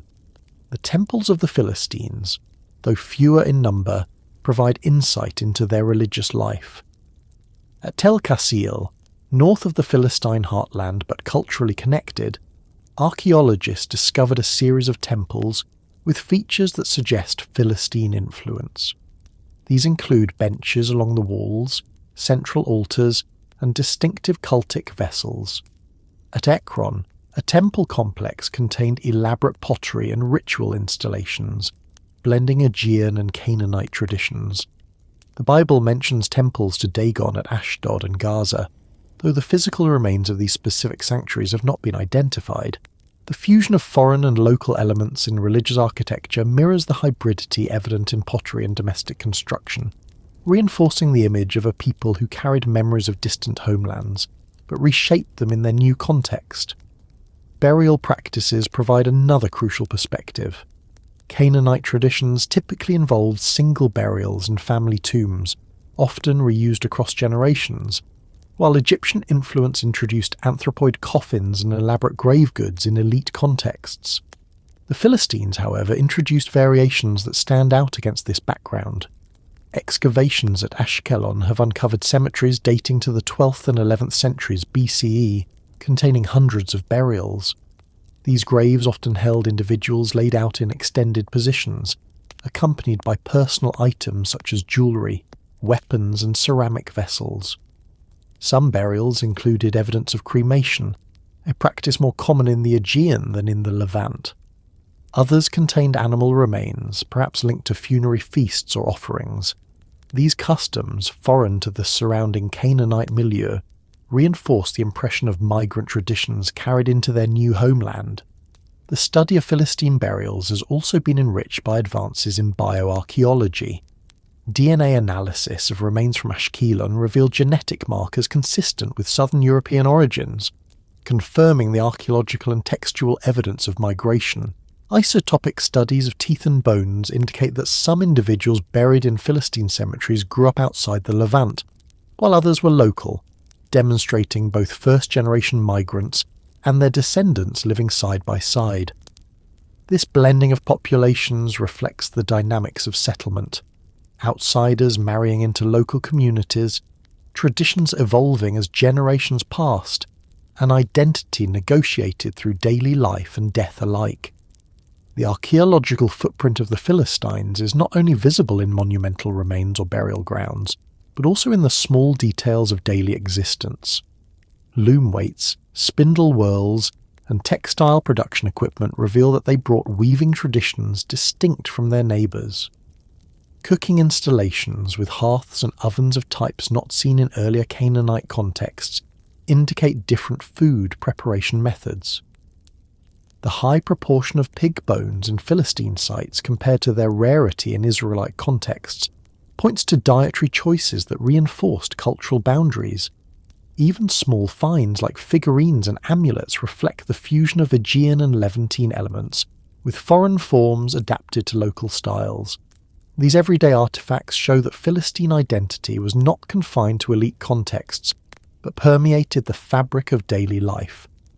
Taken together, the pottery, architecture, and burial customs of the Philistines reveal a culture that was both foreign and adaptive, distinct yet integrative. The Aegean echoes in their ceramics, the foreign touches in their houses, the cremations in their cemeteries, all point to origins across the sea. At the same time, the blending of styles, the gradual evolution of forms, and the eventual assimilation into Levantine traditions demonstrate the process of transformation that defined their history. Archaeology allows us to trace this process with a clarity unavailable from text alone, showing how the Philistines became who they were not in an instant, but over generations of settlement, adaptation, and interaction. Their footprint in the soil of Canaan is the most enduring testimony to their presence, a record of lives lived at the crossroads of cultures and the margins of empires. The earliest mentions of the Philistines do not come from their own hand, but from the carved walls of Egyptian temples and the annals of Egyptian scribes, who recorded encounters with groups they called the Peliset. These texts and reliefs, though shaped by propaganda and royal ideology, remain among the most valuable witnesses to the Philistines' entry into the historical record. It is through the lens of Egypt, the great power that still loomed over the Levant in the late Bronze and early Iron Age, that we first glimpse the people who would later dominate the coastal plain of Canaan. The name Peliset appears most vividly in the inscriptions of Ramses III, whose reign in the early 12th century BCE coincided with the great upheavals of the Sea Peoples. His mortuary temple at Medinet Habu, west of Thebes, preserves a monumental account of his battles against these invading groups. The reliefs depict vast fleets of foreign ships advancing on the Nile Delta, filled with warriors wearing feathered headdresses, short kilts, and carrying round shields. Behind them, ox-drawn carts transport women and children, suggesting entire communities on the move rather than temporary raiding bands. The accompanying inscriptions list several groups by name: the Peliset, Jekka, Shurden, Denian, and others. The Peliset are generally equated with the Philistines, making this the first clear external reference to them as a distinct people. Ramses III's texts describe how these invaders attacked both by sea and by land, overwhelming coastal territories before striking at Egypt itself. The pharaoh boasts of his victory, proclaiming that he annihilated them, leaving no survivors. Yet the archaeology of Canaan tells a different story. Far from being wiped out, the Peliset and their allies appear soon afterward as settled populations along the Levantine coast. It seems that Ramses's triumph was partial at best. He may have repelled them from Egypt proper, but many were resettled in Canaan, either forcibly by Egyptian policy or through their own initiative after defeat. Thus, the very inscription that celebrates their destruction in fact marks their entrance into the historical and archaeological record. The Medinet Habu reliefs are particularly valuable for the detail they provide. The ships of the Sea Peoples are shown with high curved prows and sterns, decorated with bird motifs and crewed by rowers and warriors in distinctive gear. These depictions match no known Egyptian ship type and suggest a foreign maritime tradition, possibly Aegean. The warriors' feathered helmets and round shields differ sharply from Egyptian military equipment, further underscoring their alien identity. These visual markers became emblematic of the Philistines in later scholarship, though it is worth remembering that they may have represented a broader coalition rather than a single ethnic group. Still, the consistent association of the name Peliset with these images reinforces the identification. Beyond Ramses III, earlier Egyptian sources hint at related phenomena. The reign of Merneptah, a generation before Ramses, includes references to conflicts with Libyans and their allies, some of whom may have been precursors of the Sea Peoples. Among the allies listed are groups such as the Shurden and Shekelesh, who would later appear in Ramses's inscriptions alongside the Peliset. While the name Peliset itself does not appear explicitly in Merneptah's texts, the pattern of allied seaborne raiders foreshadows their arrival. The famous Merneptah stele, better known for its earliest mention of Israel, situates this period as one of regional upheaval, where Egypt faced threats not only from Libyans in the west, but also from shifting populations in the Levant. It is within this context of instability that the Philistines and their confederates emerged. Other Egyptian sources provide smaller but significant glimpses. Inscriptions from the reigns of earlier pharaohs such as Ramses II mention encounters with groups called Shurden, some of whom served as mercenaries in the Egyptian army. This demonstrates that seaborne peoples from the western and northern Mediterranean had been interacting with Egypt for generations before the great battles of Ramses III. The Philistines, arriving later as part of a larger migration, fit into this longer pattern of foreign groups oscillating between enemies and auxiliaries in Egyptian policy. The reliefs and papyri of the period portray the Sea Peoples as both destructive invaders and useful settlers, depending on the circumstances of their incorporation. The Egyptian records are, of course, biased. They frame the Sea Peoples as chaotic outsiders threatening the divine order maintained by the pharaoh. Every battle is narrated as decisive Egyptian victory, even when the archaeological record suggests otherwise. Yet within this rhetoric lies valuable information. The very need to depict the Peliset as a major threat indicates the scale of their movement and the seriousness with which Egypt regarded them. The images of families and carts underscore that these were not mercenary raiders alone, but migrating populations. The repeated listing of their name alongside other sea peoples confirms their prominence in the coalition that reshaped the eastern Mediterranean. By placing the Philistines in their inscriptions, the Egyptians also anchored them in time. The battles of Ramses III occurred around 1177 BCE, a date that aligns with the widespread destructions across the Levant and the appearance of new cultural forms in Philistine sites. The convergence of textual and archaeological evidence at this point provides one of the few firm chronological anchors for Philistine history. From Egypt's perspective, they were dangerous outsiders repelled and resettled. From the perspective of archaeology, they were migrants who established enduring cities in Canaan. The two views, when combined, offer a fuller picture than either could alone. The legacy of the Egyptian sources goes beyond historical fact. They shaped the image of the Philistines for millennia, casting them as archetypal outsiders, feather-helmeted warriors from the sea who brought disruption in their wake. Later traditions, from biblical stories to modern scholarship, have often drawn unconsciously on this Egyptian framing. Yet behind the propaganda of Ramses III lies a real encounter between one of the last great pharaohs of the New Kingdom and a people on the move who would outlast his dynasty. The Philistines entered history through the carved stone of Medinet Habu, and though the Egyptians claim to have annihilated them, it was precisely at this moment that they began their long presence in the Levant. If the Egyptians gave the first external glimpse of the Philistines, it was the biblical tradition that etched their image most deeply into cultural memory. In the Hebrew Bible, the Philistines appear again and again as the quintessential adversaries of Israel, foreign in origin, threatening in strength, and often humiliating in their victories. Yet their role in these narratives is not only that of an enemy, but also of a foil, a counterpart against whom Israel's identity was sharpened. The biblical portrayals of the Philistines are complex, blending historical encounters with theological interpretation, political memory with literary symbolism. To understand how they were seen in the biblical world is to see how their identity was reshaped by the stories told about them long after their first settlement on the southern coast of Canaan. The first hints of the Philistines in the biblical tradition appear in the patriarchal narratives of Genesis, where Abraham and Isaac interact with rulers in the region of Gerar who are called Philistines. These episodes, however, are anachronistic from a historical perspective.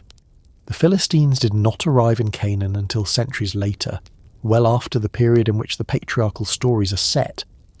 Their appearance in these early traditions reflects a retrojection, where later realities were projected back into earlier times to give coherence to the narrative. This literary device underscores the way the Philistines were viewed in biblical thought, as ever-present rivals whose hostility was assumed to extend back into Israel's earliest past, even when historical chronology did not support it. It is in the book of Judges that the Philistines first emerge as consistent adversaries. The Samson cycle portrays them as rulers over Israel, demanding tribute and exerting control over the highland tribes. Samson's exploits, tearing apart lions, setting fire to fields, toppling the temple of Dagon, are framed as acts of resistance against Philistine oppression. The narratives emphasize both the strength of the Philistines and the divine empowerment of Israel's champions to resist them. At the same time, they reflect a cultural intimacy. Samson marries a Philistine woman, interacts constantly with Philistine towns, and is entangled in relationships that blur the line between enemy and neighbour. The stories capture both the hostility and the closeness that marked Israelite-Philistine relations, a reminder that foes often lived side by side, sharing borders and everyday interactions even while clashing in war. The transition from judges to the monarchy intensifies the portrayal of the Philistines. They become the chief military rivals of Israel in the time of Saul and David. Saul's rise to kingship is framed explicitly as a response to the Philistine threat, his leadership justified by the need for centralized authority to resist them. Battles with Philistine forces dominate the narratives of his reign, culminating in his death on Mount Gilboa at the hands of Philistine warriors. The defeat is complete, his body displayed on the walls of Beth-shan, his army routed. This scene encapsulates the fearsome reputation of the Philistines in the biblical imagination. They are not minor raiders, but a disciplined force capable of annihilating Israel's first king. The most famous biblical episode involving the Philistines is, of course, the story of David and Goliath. Goliath, the giant of Gath, embodies Philistine might, clad in armour, wielding heavy weapons, and towering over Israelite soldiers. His defeat at the hands of the shepherd boy David is not just a personal victory, but a symbolic reversal of power, the triumph of Israel's God over the gods of the Philistines, the victory of divine favour over brute strength. The narrative crystallizes the Philistines' role as foils. They are the embodiment of worldly might, against which Israel's faith is proven. Historically, the details of Goliath's stature and weaponry may reflect knowledge of Philistine military practices, perhaps their use of iron weaponry and heavy infantry. But in the biblical tradition, the story transcends history to become a theological parable, casting the Philistines as necessary adversaries in the drama of Israel's rise. Throughout the books of Samuel, the Philistines appear as both powerful and vulnerable. They capture the Ark of the Covenant, bringing it to the Temple of Dagon in Ashdod, only for disaster to strike them as plagues afflict their cities until they return it. The narrative mocks their gods and undermines their victories, yet it also acknowledges their capacity to defeat Israel militarily. In this tension lies the dual role of the Philistines. They are threatening enough to justify Israel's need for divine deliverance, but also flawed enough to be defeated when God intervenes. Their presence allows the narrative to highlight Israel's dependence on divine power rather than human strength. Later traditions continue this theme. In the reign of David, the Philistines are repeatedly defeated, their cities subdued, and their power broken. By the time of Solomon, they fade into the background, no longer the primary threat, yet their earlier prominence remains etched in memory. Prophetic texts mention them as targets of judgment, grouped with other enemies of Israel as objects of divine wrath. In Amos, Zephaniah, and Ezekiel, the Philistines are condemned for their hostility and violence, their cities prophesied to become ruins. These later denunciations reflect not only historical enmity, but also the persistence of their symbolic role as archetypal outsiders. The biblical portrayal of the Philistines is thus multifaceted. They are enemies, oppressors, and rivals, but they are also neighbours and participants in the same cultural world. The narratives emphasise their difference: foreign gods, foreign practices, foreign origins, yet also reveal deep interaction and entanglement. Marriages, trade, and proximity made them part of the same lived environment as Israel, even as literary and theological imagination elevated them into enduring symbols of opposition. Their portrayal is shaped as much by Israel's need to define itself as by the actual historical encounters between the two peoples. From a historical perspective, the biblical accounts preserve valuable information: the Philistines' military strength, their control of the coastal plain, their political organisation in the Pentapolis. But they also distort, filtering events through the lens of theology and memory. The Philistines of the Bible are less a neutral description of a people than a constructed image designed to serve the narrative of Israel's rise and God's supremacy. This image proved powerful, shaping perceptions of the Philistines for centuries and even into modern times, where the word Philistine became synonymous with crude or uncultured behaviour. Yet behind the caricature lies a complex and dynamic people whose identity was richer than their role as Israel's foil. The period of the Judges occupies a liminal space in biblical memory, bridging the collapse of Bronze Age systems and the rise of Israel's monarchy. It was a time when no centralized kingship bound the tribes of Israel together, when charismatic leaders emerged in moments of crisis to deliver their people, and when external pressures repeatedly tested the fragile coalitions of the highland settlements. Among those external pressures, the Philistines loomed larger than any other, their power on the coastal plain casting a long shadow over the hills of Judah, Ephraim, and Benjamin. The stories of this period depict the Philistines not simply as raiders or distant foes, but as overlords, extracting tribute, controlling trade routes, and inserting themselves into the daily lives of their Israelite neighbours. In this context, the biblical tradition places the figure of Samson, whose dramatic exploits against the Philistines crystallise both the oppression and the resistance that characterised this era. The Samson cycle, preserved in the Book of Judges, is one of the most vivid and colourful portions of biblical narrative.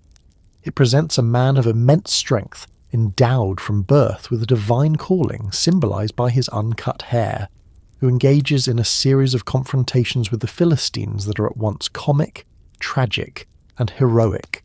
The stories are filled with exaggeration and symbolic motifs, but beneath the legendary trappings lies a reflection of the tension between Israelite clans and Philistine overlords in the 12th and 11th centuries BCE. Samson embodies the ambivalence of this struggle, drawn into relationships with Philistines through marriage and desire, yet constantly turning against them in acts of violence that disrupt their dominance. The narrative begins with Samson's miraculous birth, promised by an angel to his barren mother, and his consecration as a Nazirite from birth. This consecration bound him by vows of abstention, most famously never cutting his hair, which became the symbol of his strength. From the outset, his destiny is framed as opposition to the Philistines, who ruled over Israel during this period. This detail sets the tone. The Philistines are not portrayed merely as rivals, but as occupying powers, exercising authority over the Israelites in ways that provoked resentment and resistance. Samson's marriage to a Philistine woman from Timnah reflects the entanglement of these two peoples. Despite hostility, intermarriage, and personal relationships crossed the boundaries of identity. binding communities together even as they clashed. The wedding feast, with its riddle contest and subsequent betrayal, leads to violent escalation, as Samson retaliates by burning Philistine fields using foxes tied with torches. This episode highlights both the cultural closeness of the two groups, sharing feasts, riddles, and marriages, and the volatility of their relationship, where small grievances could spark destructive retaliation. The emphasis on agriculture and the destruction of crops underscores the economic dimension of Philistine dominance, with fields and harvests as the battleground of power.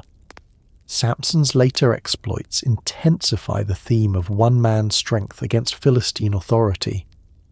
Armed with nothing more than the jawbone of a donkey, he slaughters 1,000 Philistine men, a legendary number that conveys the scale of resistance imagined by the tradition. He carries away the gates of Gaza, physically uprooting the city's defences as a sign of his power and defiance. These feats are not realistic accounts of single combat, but symbolic expressions of Israelite resistance, stories told to inspire and remind hearers that even under foreign domination, deliverance was possible through divine empowerment. The Philistines, for their part, are portrayed as numerous, organised and determined, but ultimately vulnerable to the unpredictable force embodied by Samson. The climax of Samson's story comes with his entanglement with Delilah, whose betrayal leads to his capture. Blinded and enslaved, Samson is brought to the Temple of Dagon in Gaza, where he is displayed as a trophy of Philistine triumph. In one final act, he pulls down the pillars of the temple, collapsing it upon himself and his captors, killing more Philistines in his death than in his life. The symbolism of this scene is unmistakable. The oppressor's god humiliated, their temple destroyed, and their dominance challenged even in apparent victory. For Israelite memory, this was a story of divine vindication, showing that even in weakness, God could deliver through his chosen judge. For historians, it reflects the central role of Philistine religious centres, the importance of Gaza in their league, and the extent to which conflict with the Philistines defined the period. Beyond the figure of Samson, the Book of Judges presents the Philistines as a persistent presence during this era. They appear as the latest in a cycle of foreign oppressors, Moabites, Midianites, Ammonites, who rise to dominate Israel until God raises a deliverer. Yet their role is distinctive, for they do not simply vanish after one episode of defeat. Instead, they carry forward into the narratives of Samuel and Kings, maintaining their status as Israel's chief adversary for generations. Their endurance in the biblical story mirrors their endurance in history, as the League of 5 cities persisted for centuries, resisting both Israelite monarchy and imperial conquest. The era of the Judges thus presents the Philistines not only as military opponents but as rulers whose authority penetrated into Israelite life. The payment of tribute, the presence of garrisons, and the economic dominance implied in these narratives reflect the power they wielded in the early Iron Age. For Israelites living in the hill country, the Philistines represented both immediate threats and symbols of foreign power.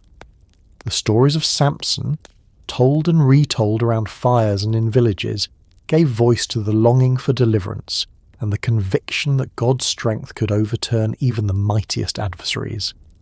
In this way, the biblical portrayal of the Philistines in the era of Judges is both historical memory and theological narrative, preserving glimpses of real oppression while elevating them into archetypes of opposition against which Israel's identity was forged. As the 12th century gave way to the 11th, the Philistines emerged from the uncertainty of migration and first settlement into a period of consolidation and ascendancy. The scattered traces of destruction and resettlement that had marked their arrival began to transform into an organised urban society rooted in the cities of the coastal plain. The Iron Age, with its new technologies, shifting power balances, and reconfigured trade networks, offered them the opportunity to solidify their place as one of the dominant powers in the southern Levant, where once they had been outsiders struggling for a foothold. By the height of the Iron Age, they had become formidable players, their cities thriving, their military feared, and their influence felt from the Sinai to the Judean highlands. The rise of Philistine power is visible first in the growth of their urban centres. Excavations at Gath, Ashkelon, Ashdod and Ekron show significant expansion during this period, with new fortifications, large administrative complexes, and evidence of dense populations. Gath, in particular, sprawled over an area that dwarfed most contemporary cities of the Levant, making it one of the largest settlements in the region. Ashkelon, with its harbour and fertile hinterlands, flourished as a commercial hub, importing goods from Cyprus, Egypt and Phoenicia, while exporting grain, oil and wine inland. Ekron developed its vast agricultural installations, setting the stage for its later reputation as an olive oil powerhouse. Together, these cities reveal not a scattered migrant enclave, but an organised urban league capable of sustaining large populations and complex economies. Military strength was a crucial element of their rise. The Philistines are remembered in biblical tradition for their mastery of iron weaponry, a detail that reflects broader technological shifts in the Iron Age. While the actual chronology of ironworking spread is debated, there is evidence that the Philistines were early adopters, producing and deploying iron tools and weapons that gave them an edge over their rivals. Chariots, too, appear in descriptions of Philistine forces, suggesting that they maintained the martial traditions of the Bronze Age while adapting to new realities. Their coastal plain, flat and open, was ideal terrain for both chariotry and massed infantry, allowing them to field armies that intimidated the smaller hill-based communities of early Israel. The memory of Goliath, whether historical or legendary, reflects this perception of Philistine martial superiority, their warriors towering in strength and armed with advanced equipment. The political organisation of the Pentapolis also contributed to their ascendancy. Unlike centralised monarchies, the Philistine League of 5 cities allowed for flexibility and resilience. Each city retained autonomy, but in times of crisis they coordinated their efforts, pooling resources and manpower. This system meant that no single defeat could cripple the entire confederation, and it allowed the Philistines to adapt quickly to changing circumstances. The Hebrew Bible's references to the Seranim meeting together to make decisions about war or tribute reflect this cooperative structure. It was a model well suited to the fragmented political landscape of the Iron Age Levant, where alliances shifted rapidly and survival depended on the ability to balance local autonomy with regional solidarity. Economically, the Philistines thrived on their position at the crossroads of trade. The coastal plain linked Egypt to the Levant, while their ports connected them to the wider Mediterranean. They were ideally situated to mediate exchange between inland producers and overseas merchants, and their control of fertile agricultural lands gave them surplus products to trade. Archaeological evidence of imported pottery, luxury items and raw materials at Philistine sites demonstrates their integration into regional and international networks. The distinctive Bickerome pottery they produced became a recognisable marker of their culture, widely distributed both within their own cities and beyond, suggesting active trade with neighbouring peoples. Their economy was not only agricultural but also artisanal and commercial, giving them a diversity of resources that underpinned their political and military power. Religion also played a role in reinforcing their identity and cohesion. Temples at Ashdod, Ekron and other sites demonstrate the integration of foreign and local traditions, with deities such as Dagon, Astarte and Baal-Zebul associated with their cults. Religious life helped bind the league together, providing shared symbols and rituals that distinguished them from their neighbours. The biblical stories of the Ark of the Covenant captured by the Philistines and placed in the Temple of Dagon illustrate the centrality of these religious centres in their culture. While the narratives are written from an Israelite perspective, they preserve valuable information about the prominence of Philistine temples and their role in political life. The impact of their rise was felt most keenly by their inland neighbours, the Israelites, still in the formative stages of tribal organisation and early monarchy, faced constant pressure from Philistine expansion. The Book of Judges portrays them as overlords demanding tribute, while the books of Samuel describe repeated clashes that shaped the early monarchy. Saul's rise to kingship is framed explicitly as a response to the Philistine threat, his leadership justified by the need for unified resistance. His eventual defeat at their hands underscores the extent of their power. The Philistines were not merely one enemy among many. They were the adversary that defined Israel's early political development. Beyond Israel, the Philistines interacted with other neighbours in ways that reinforced their influence. To the north, Phoenician cities engaged in trade with them, exchanging goods and cultural influences. To the south, Egypt's declining power left a vacuum that the Philistines filled, asserting greater independence and control over territories once dominated by the pharaohs. To the east, their presence in the Shephelah brought them into contact and often conflict with Judahite and other highland communities. This web of interactions placed them at the centre of the Iron Age southern Levant, a position that they maintained through a combination of military force, economic prosperity, and cultural adaptation. The rise of Philistine power in the Iron Age was not simply the story of a migrant people settling new land. It was the transformation of displaced communities into a formidable league of cities, capable of shaping the destinies of their neighbours and resisting the encroachment of empires. Their story in this period exemplifies the broader pattern of the Iron Age, the collapse of old systems giving rise to new, smaller powers that carved out niches of influence. The Philistines, through their cities, armies, and trade, became one of the defining forces of this era, remembered in both archaeology and tradition as a people whose strength could not be ignored. The rise of Philistine power in the Iron Age cannot be understood without examining the tools and strategies that made them such formidable opponents. Warfare in this era was undergoing transformation, shaped by new technologies, shifting tactics, and the collapse of older military systems that had once been the backbone of Bronze Age empires. The Philistines emerged in this environment as a people not only adept at adopting innovations, but also skilled in applying them to their own advantage. They became associated in the biblical imagination with advanced weaponry, superior organisation, and overwhelming strength, a reputation grounded in both historical reality and cultural perception. Their mastery of iron, their use of chariots, and their construction of fortifications combined to make them one of the most powerful military forces in the southern Levant. The introduction of iron technology was perhaps the most transformative development of the age.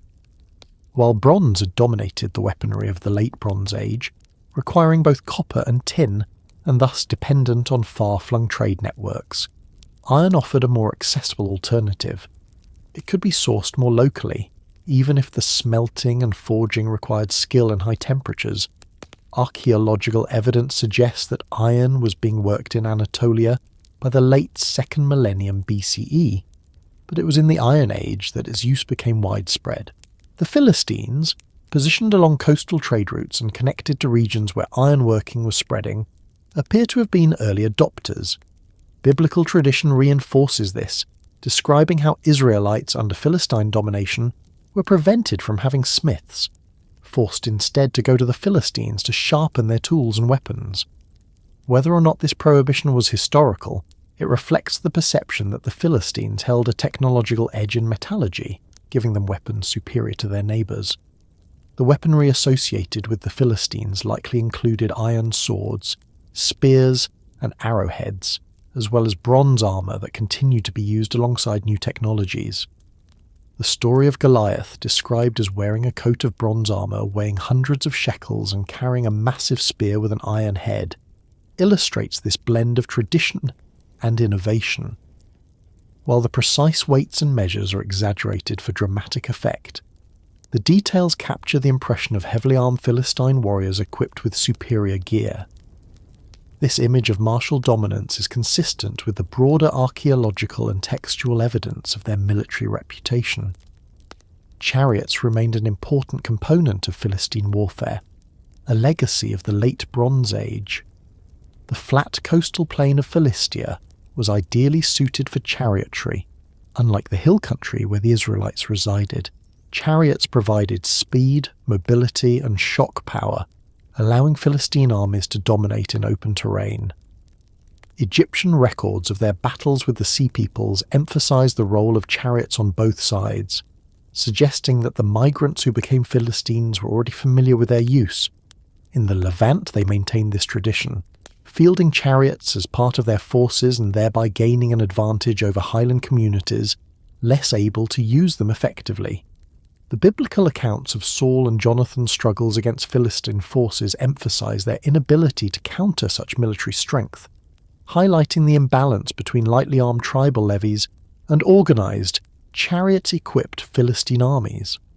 Fortifications were another critical element of Philistine strength.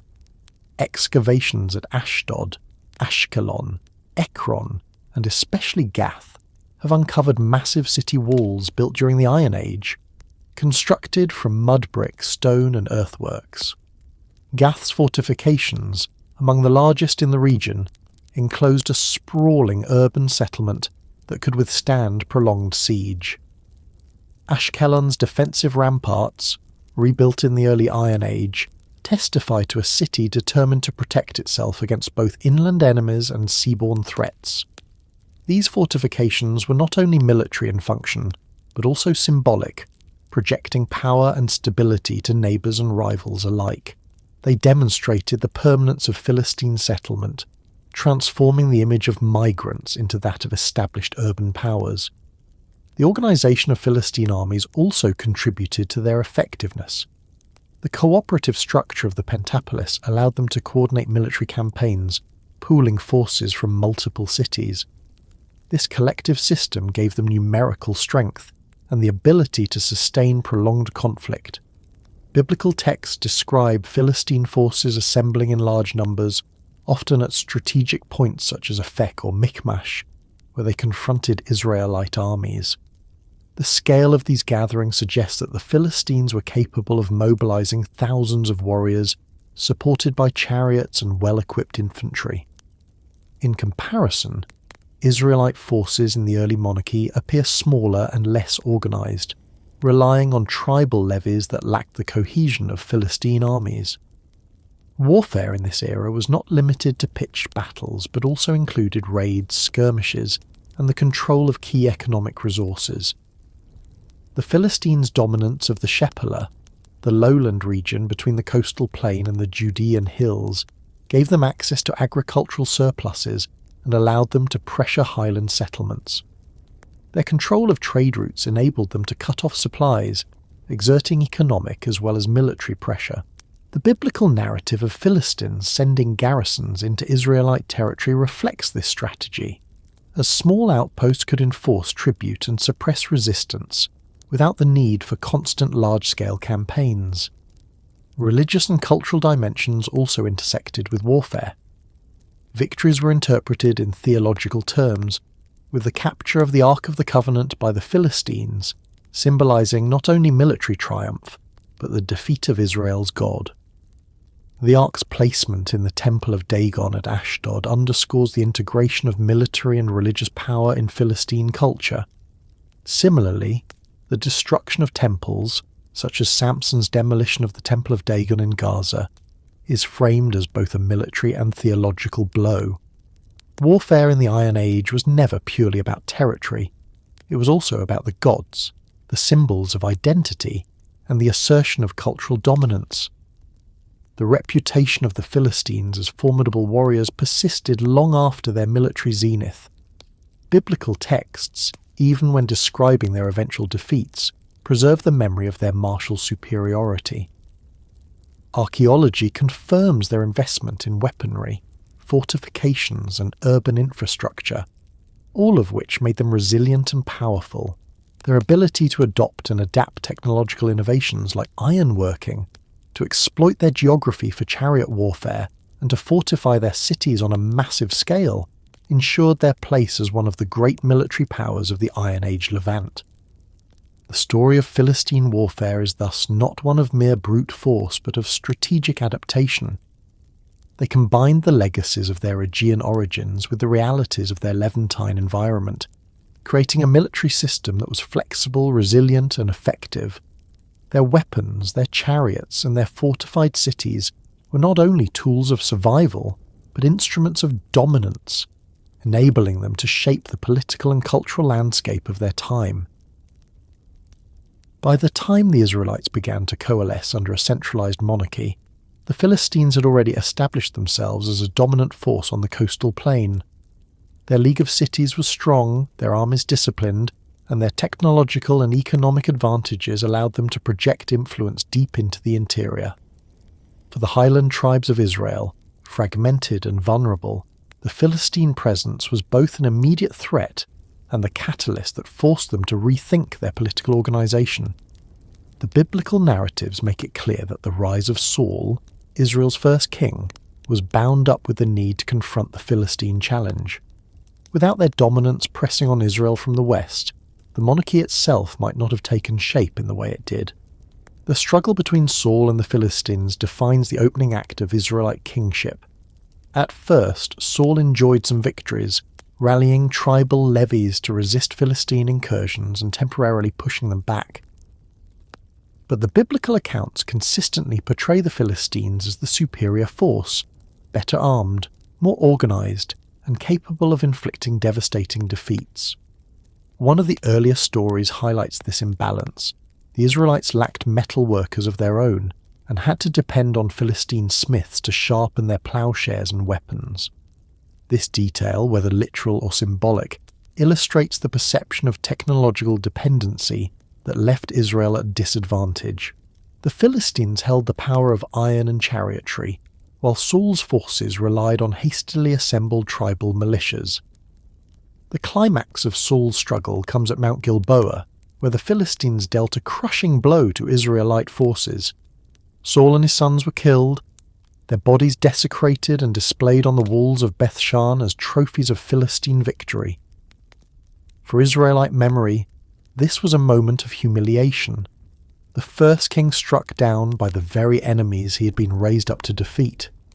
For the Philistines, it was the affirmation of their dominance, proof that their military might could bring even the newly established monarchy to ruin. The story encapsulates the precariousness of Israel's early monarchy and the scale of the Philistine threat. It is in this context of Philistine dominance that the story of David arises. The young shepherd, overlooked by his family and dismissed as insignificant, becomes the central figure in the struggle with the Philistines. His confrontation with Goliath, the giant of Gath, is one of the most famous episodes in biblical literature, laden with symbolic weight. Goliath is described in terms that emphasize overwhelming strength, towering stature, armor of bronze weighing hundreds of shekels, a spear whose shaft is compared to a weaver's beam with an iron head that alone weighs massive amounts. He embodies Philistine might, the culmination of their technological superiority, their military organization, and their reputation for dominance. David, by contrast, comes unarmored, armed only with a sling and stones. The narrative sets up a stark contrast between worldly power and divine favour, between brute strength and faith. Goliath's taunts, challenging the Israelites to single combat, represent more than personal arrogance. They symbolize Philistine confidence in their supremacy. When David strikes him down with a single stone, it is not just a surprising victory of youth over age or agility over bulk. It is presented as a theological moment, proof that Israel's God delivers victory not through superior weapons or strength, but through faith and courage. The story captures the essence of how the Israelites remembered their encounters with the Philistines. Against overwhelming odds, they survived and triumphed, not by matching Philistine technology, but by relying on divine support. Yet beneath the theological framing, the story preserves valuable historical hints. The description of Goliath's equipment aligns with what we know of Philistine warfare: heavy armour, bronze greaves, iron-tipped weaponry. His association with Gath reflects that city's prominence as a military power on the frontier between Philistia and the Israelite highlands. The use of single combat to decide the outcome of battles echoes traditions from the Aegean world. suggesting cultural continuities carried into the Philistine sphere. David's use of a sling, a weapon common among shepherds, but also deadly in skilled hands, reflects the tactical ingenuity of under-resourced opponents facing heavily armed foes. Even as the narrative elevates the encounter into a symbolic story, it resonates with the realities of asymmetrical conflict between Israel and Philistia. David's later career is also intertwined with the Philistines in surprising ways. After his initial victory, he becomes a hero celebrated in Israelite song, credited with slaying tens of thousands of Philistines. Yet when Saul turns against him, David finds refuge with Achish, king of Gath, living as a vassal among the very people he once fought. This episode reveals the complexities of Israelite-Philistine relations, enemies in battle, but also neighbours whose political and personal interactions were entangled. David even serves as a mercenary under Philistine command, raiding other groups while maintaining his loyalty to Achish. The tension reaches a peak when the Philistines march to battle against Saul, and David is dismissed by suspicious lords who fear his loyalties may shift in the heat of combat. The narrative shows that the relationship between Philistines and Israelites was not purely antagonistic, but also pragmatic, shaped by shifting alliances and personal survival. When David eventually becomes king, the Philistines remain his primary adversaries. His early reign is marked by campaigns against them, and the biblical texts describe repeated victories that push them back and secure Israelite control over the highlands and parts of the coastal plain. These accounts reflect a historical reality in which the Philistines, though still powerful, could not indefinitely suppress the growing Israelite monarchy. The balance of power shifted as David unified the tribes, established Jerusalem as his capital, and organised a more permanent military force. The Philistines, once the overlords of Israel, became adversaries that could be defeated and contained. The clash between Israel's monarchy and the Philistines thus represents both a historical turning point and a symbolic drama.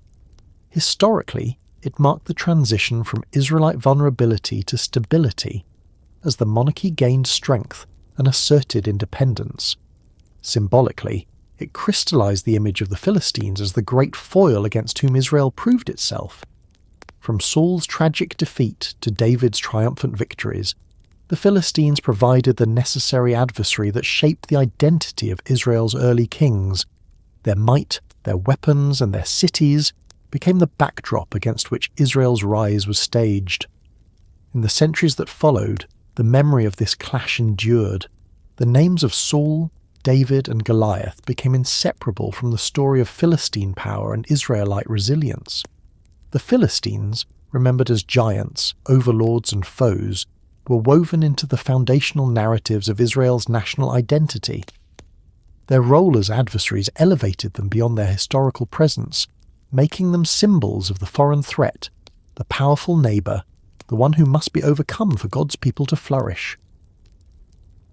The 10th century BCE marked a period when the Philistines had reached the height of their influence in the southern Levant.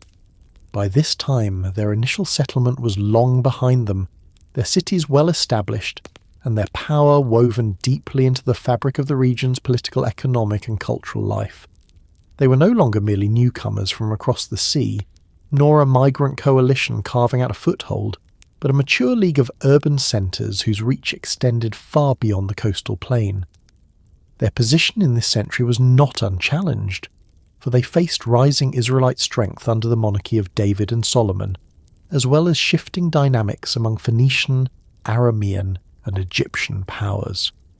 Yet for much of the century the Philistines stood as one of the strongest and most stable forces in the Levant, with their influence felt from the fertile lowlands to the inland highlands, and from Mediterranean trade routes to the desert fringes.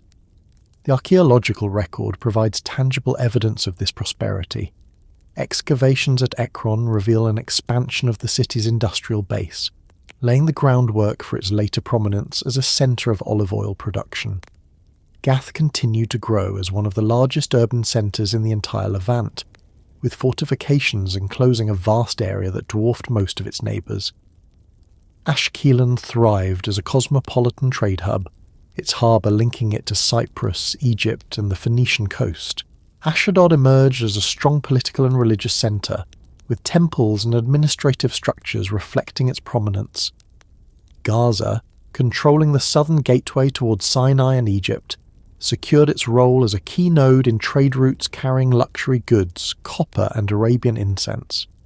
Each of these cities flourished individually, but together their combined strength gave the Philistine pentapolis a collective influence greater than the sum of its parts.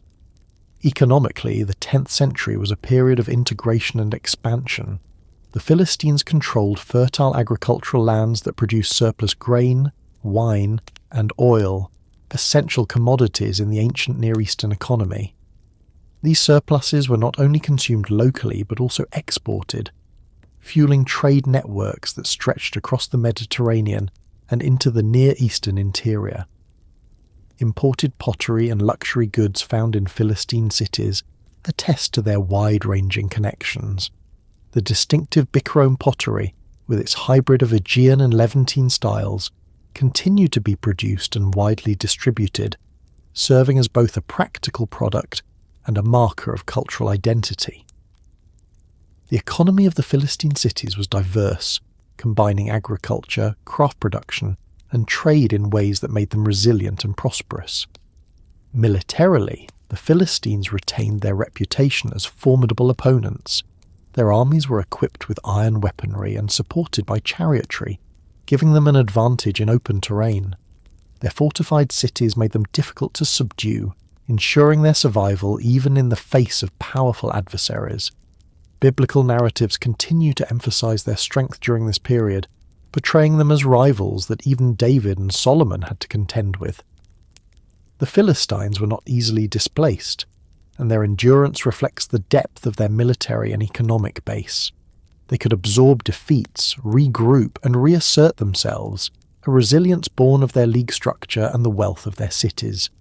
The 10th century also witnessed complex interactions with neighbouring peoples.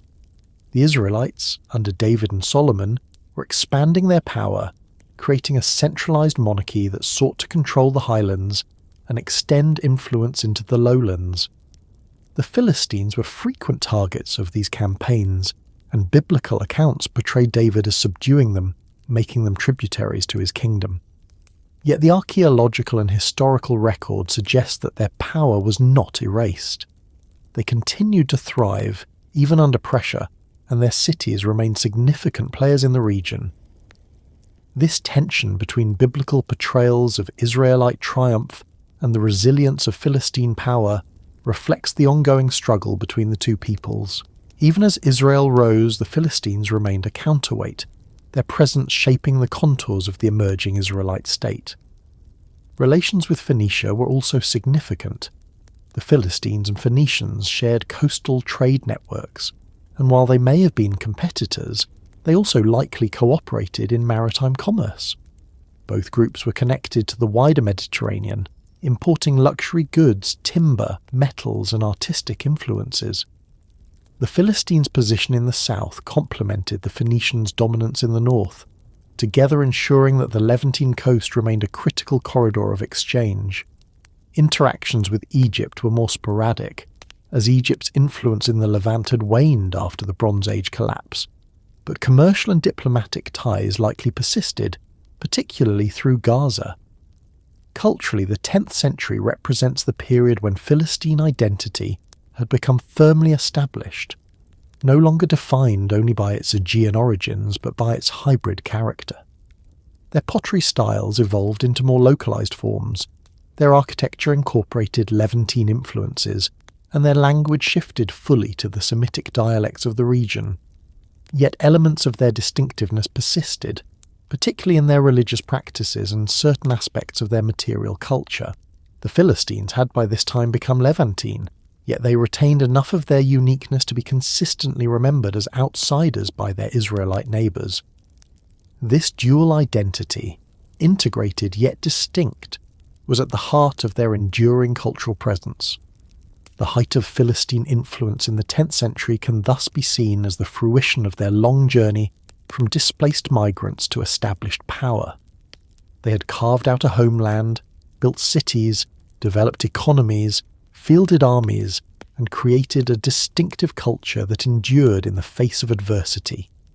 Their cities were thriving centres of life and power, their league an effective political structure, and their reputation one of strength and resilience. This period marked the zenith of their independence before the great empires of the Near East, Assyria, Babylon, and Persia, would rise to overshadow them.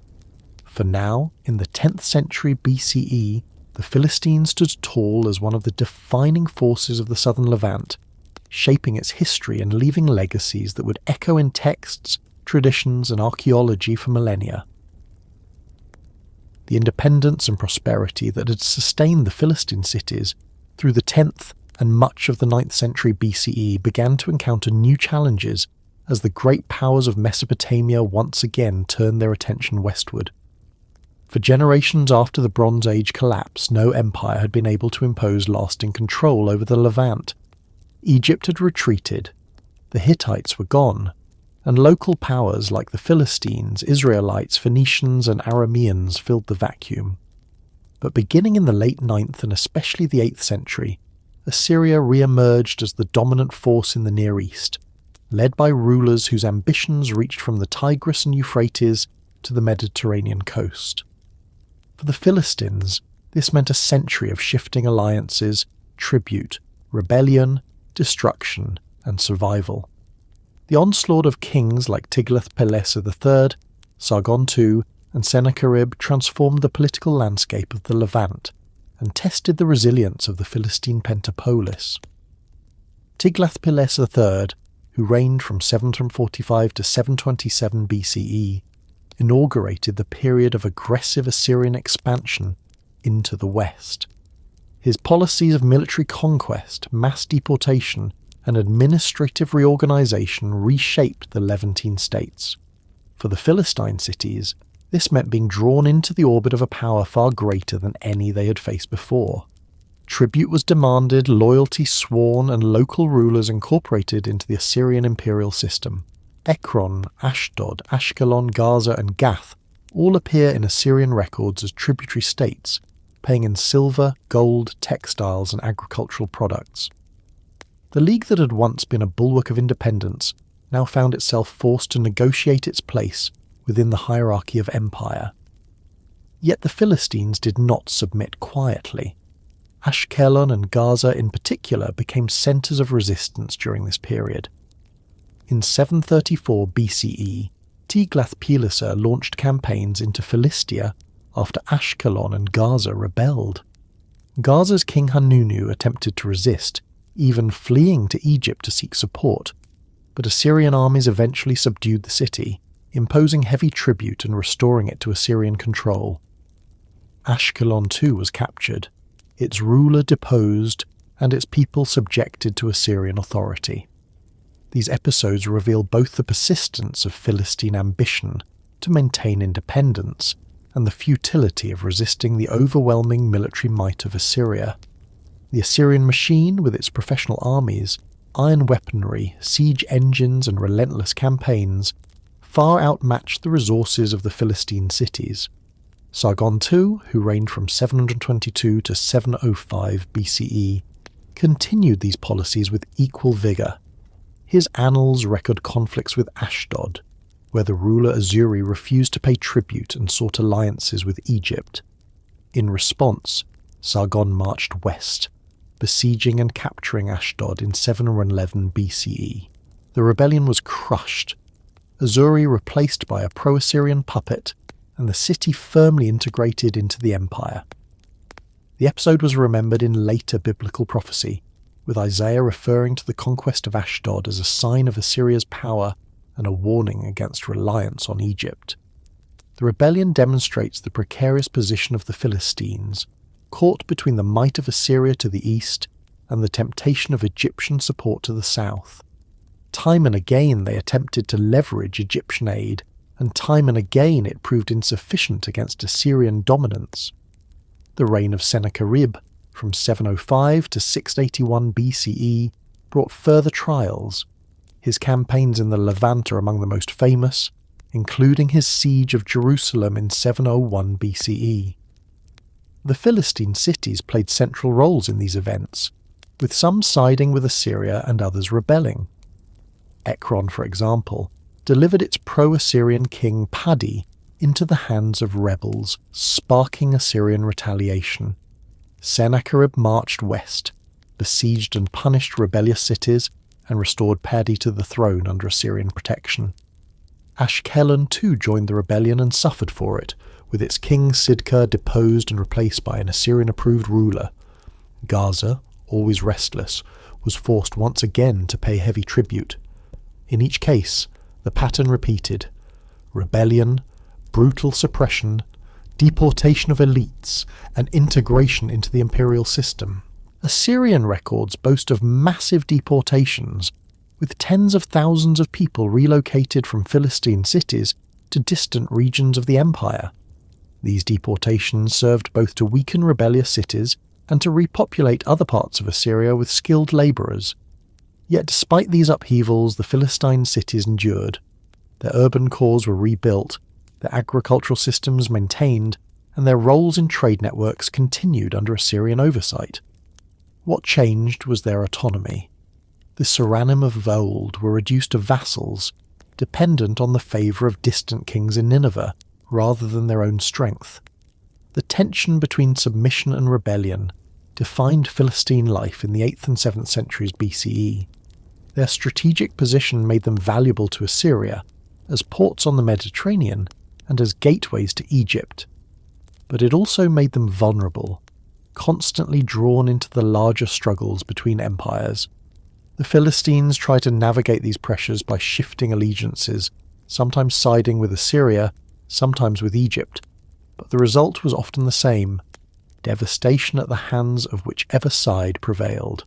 The once proud League of Cities was gradually transformed into provincial outposts, their rulers bound by tribute, their people subject to foreign rule.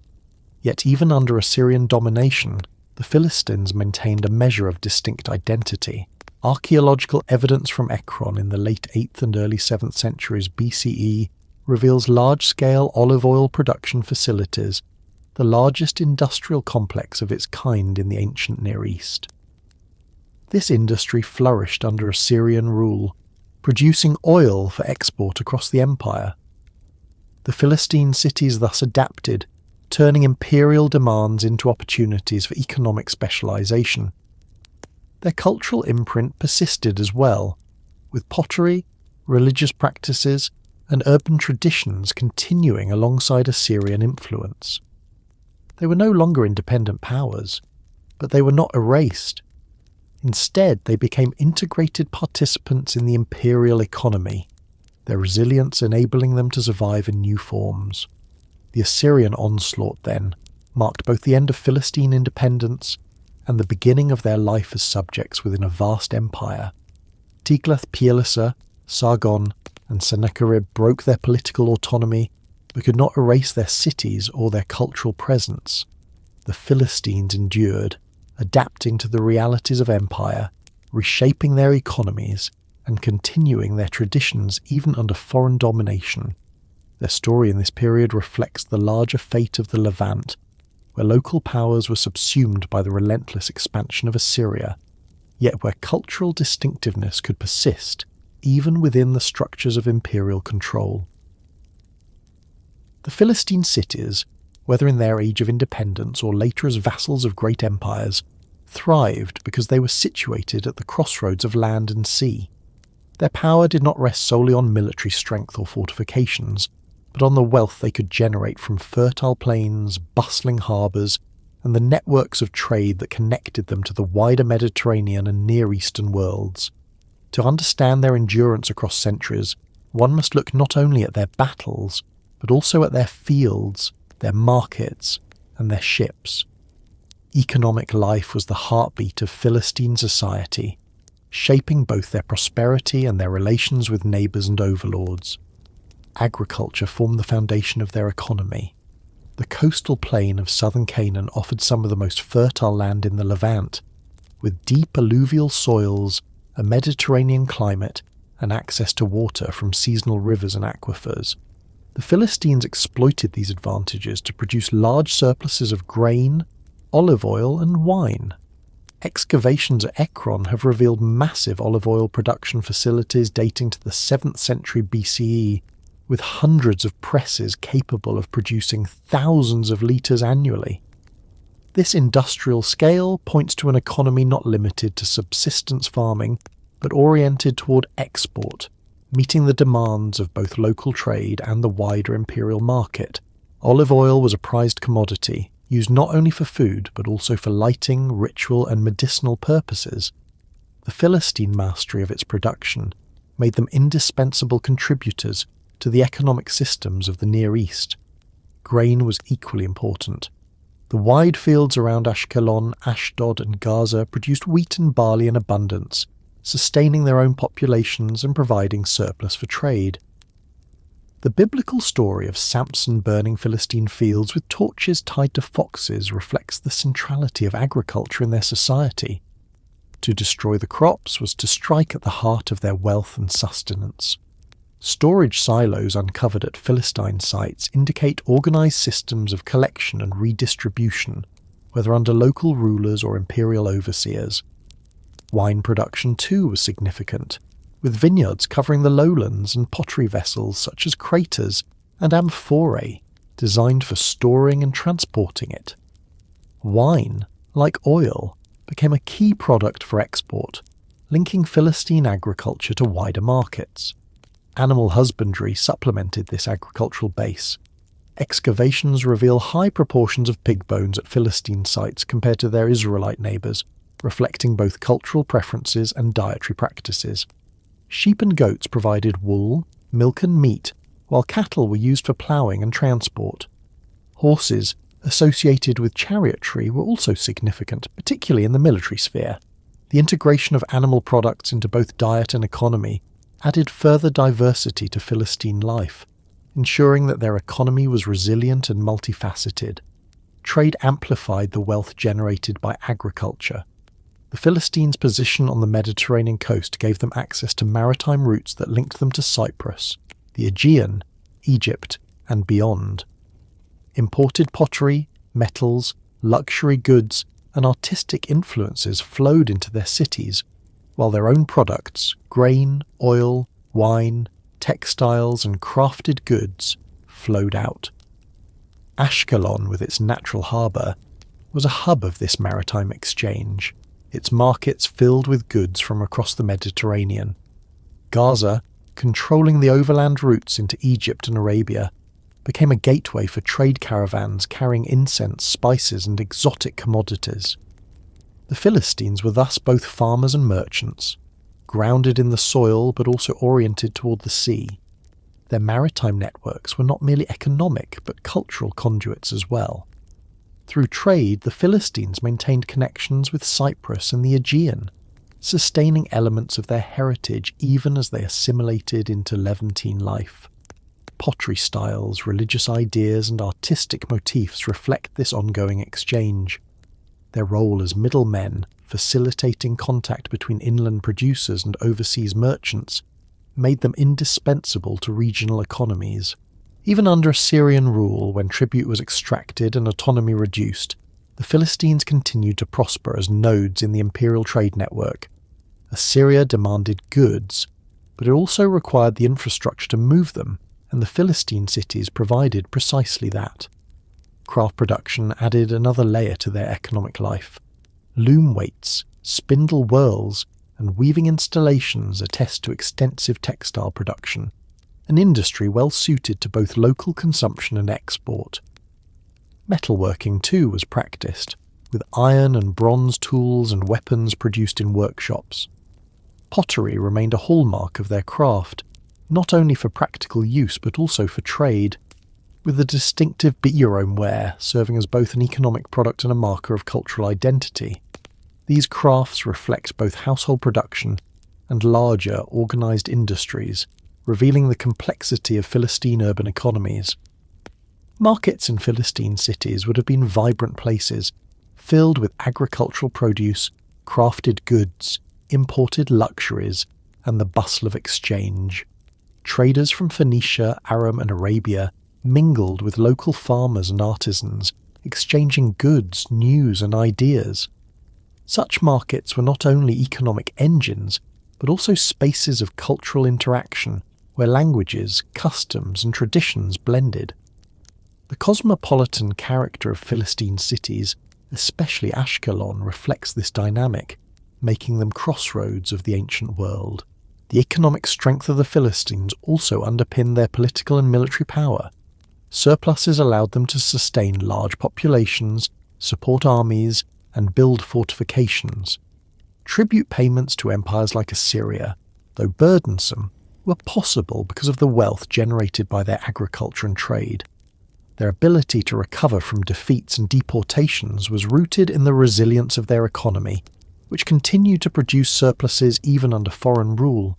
In this sense, their fields, presses and markets were as important to their survival as their weapons and walls. The interconnectedness of their economic life meant that they were deeply tied to the fortunes of the wider Mediterranean and Near Eastern world. When trade flourished, so did the Philistines. When empires demanded tribute, they adapted their production to meet those demands. Their economy was flexible, diverse, and outward-looking, qualities that allowed them to endure centuries of political upheaval. The Philistines may be remembered primarily for their wars with Israel and their role as biblical adversaries, but their prosperity, resilience, and influence rested on the solid foundation of their economic life, a foundation that sustained them even as empires rose and fell around them. The Philistines, like all ancient peoples, lived in a world suffused with the presence of gods. Their crops, their battles, their cities, their very survival were bound to rituals of offering and the favour of divine powers. The evidence for Philistine religion comes to us in fragments, biblical polemic, scattered inscriptions, temple ruins, figurines and cultic vessels. It is a puzzle assembled piece by piece, revealing a system of worship that blended their Aegean heritage with the Semitic traditions of Canaan. Central among their deities was Dagon, remembered most vividly in biblical stories, but he was far from the only god they revered. Astarte, Baal, and other figures of Levantine cults joined the pantheon, creating a hybrid religious life that reflected their dual identity as migrants from across the sea and settlers in the Levant. The god most consistently associated with the Philistines is Dagon. Biblical narratives situate temples to Dagon at Gaza and Ashdod, making him a central figure in their religious life.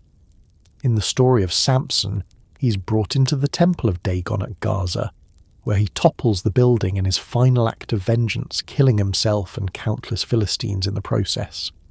In 1 Samuel, when the Philistines capture the Ark of the Covenant, they place it in the temple of Dagon at Ashdod, only for the statue of Dagon to topple before the Ark, symbolizing the supremacy of Israel's God over Philistine gods.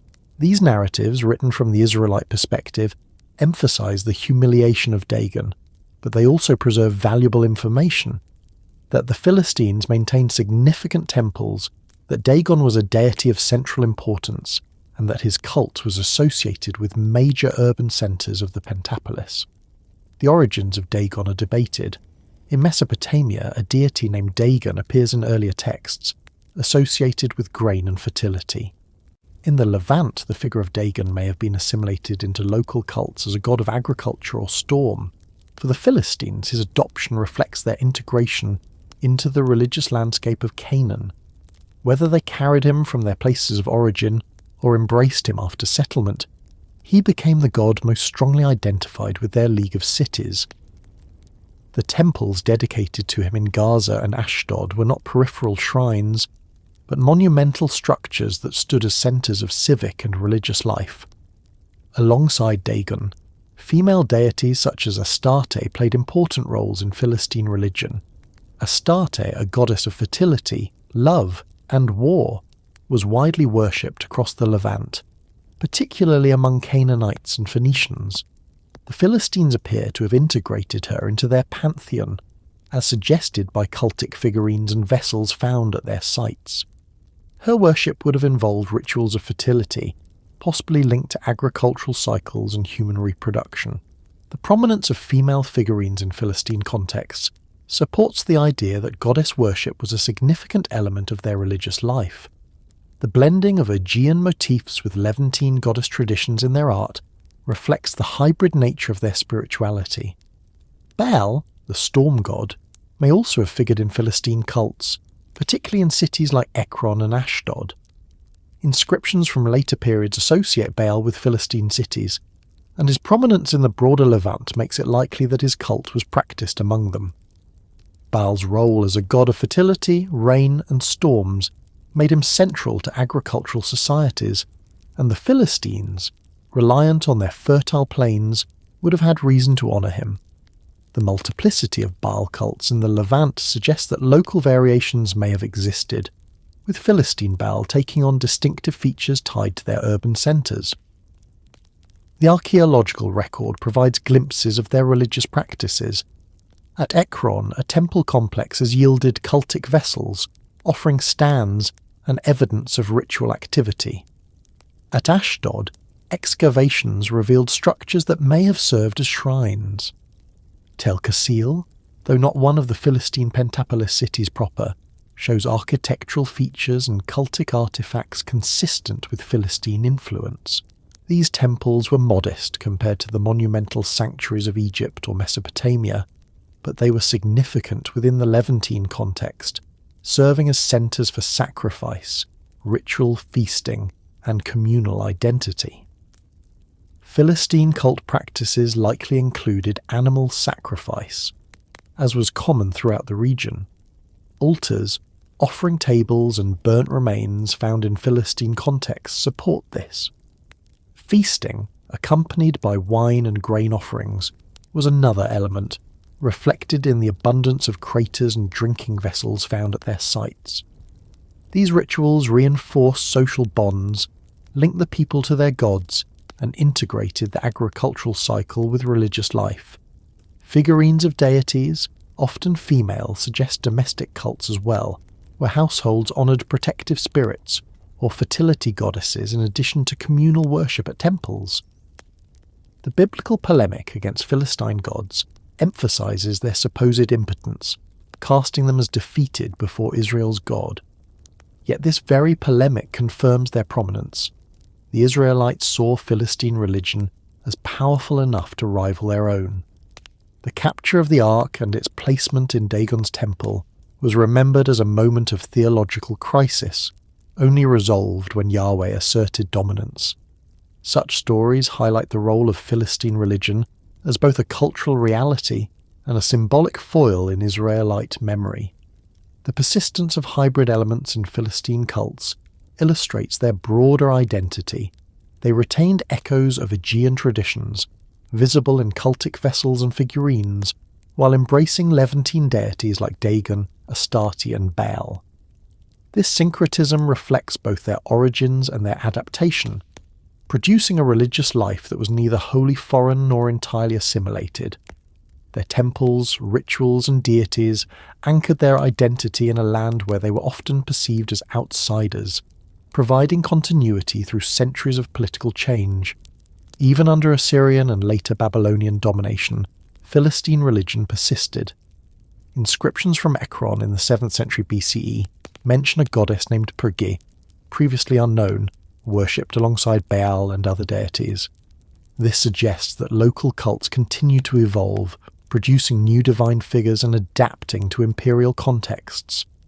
Religion, for the Philistines, was not static but dynamic, capable of absorbing new influences while preserving core elements of their identity. In the end, Philistine religion reveals as much about their cultural character as their warfare or economy. It was a system of belief that anchored them in their cities, linked them to their gods, and distinguished them from their neighbours, even as it borrowed and blended from the traditions around them. Dagon, Astarte, Baal, and other deities embodied their hybrid world, part Aegean, part Levantine, wholly Philistine. Through their cult practices, the Philistines affirmed their place in a land where they were both migrants and natives, forging a spiritual identity as complex and resilient as their political and cultural life.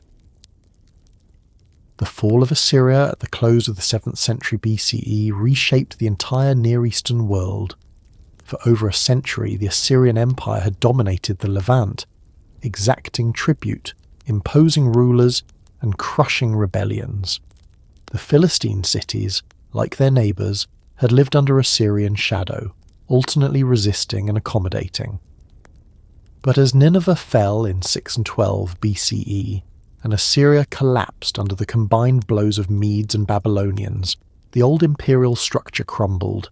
Into this vacuum stepped a new power, the Neo-Babylonian Empire under Nebuchadnezzar II.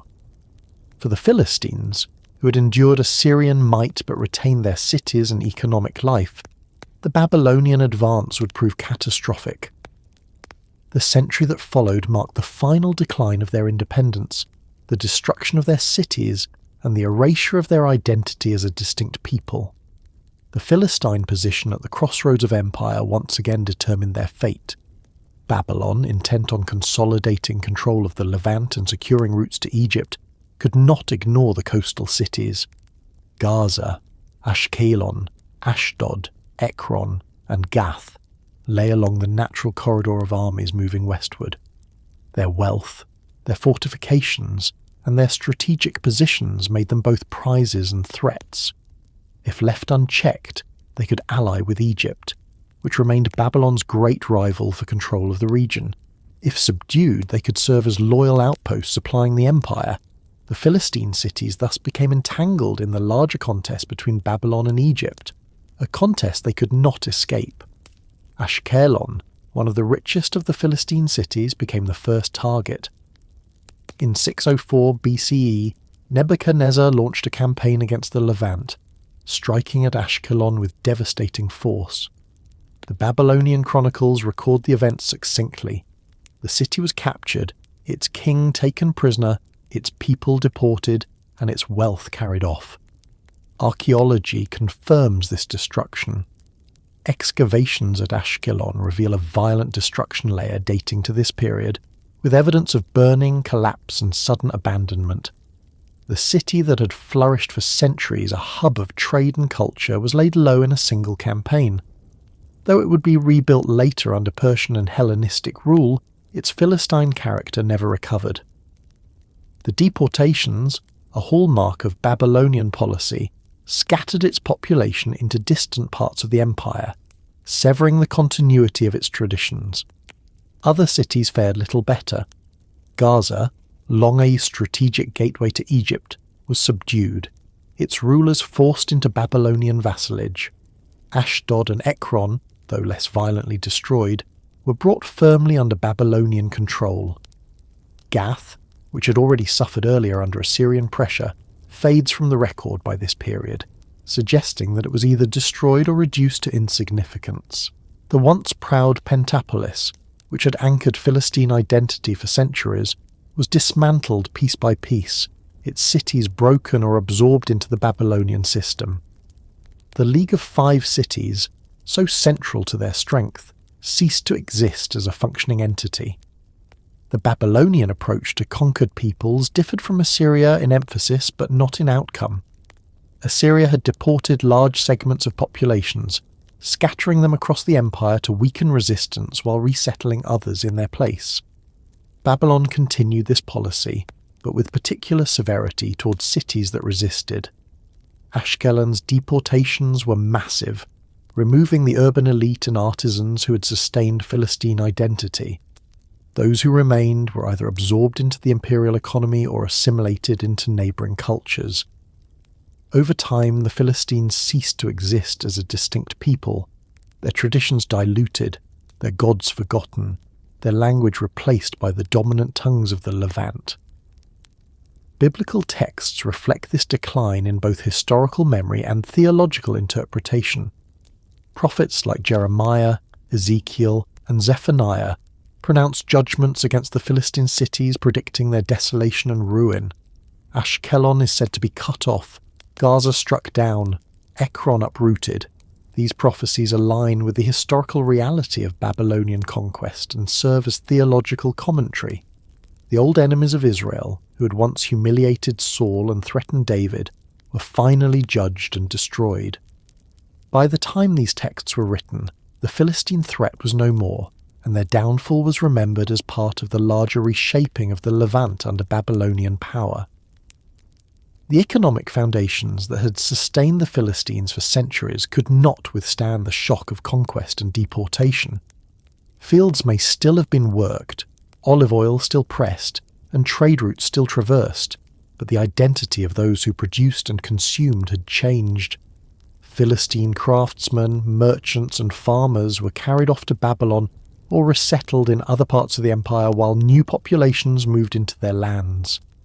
The continuity that had bound their culture together through centuries of migration, adaptation, and survival was broken. Unlike earlier conquests, when they had resisted and rebuilt, this time there was no recovery. Religion too faded. The temples of Dagon at Gaza and Ashdod, once symbols of Philistine identity, vanish from the record.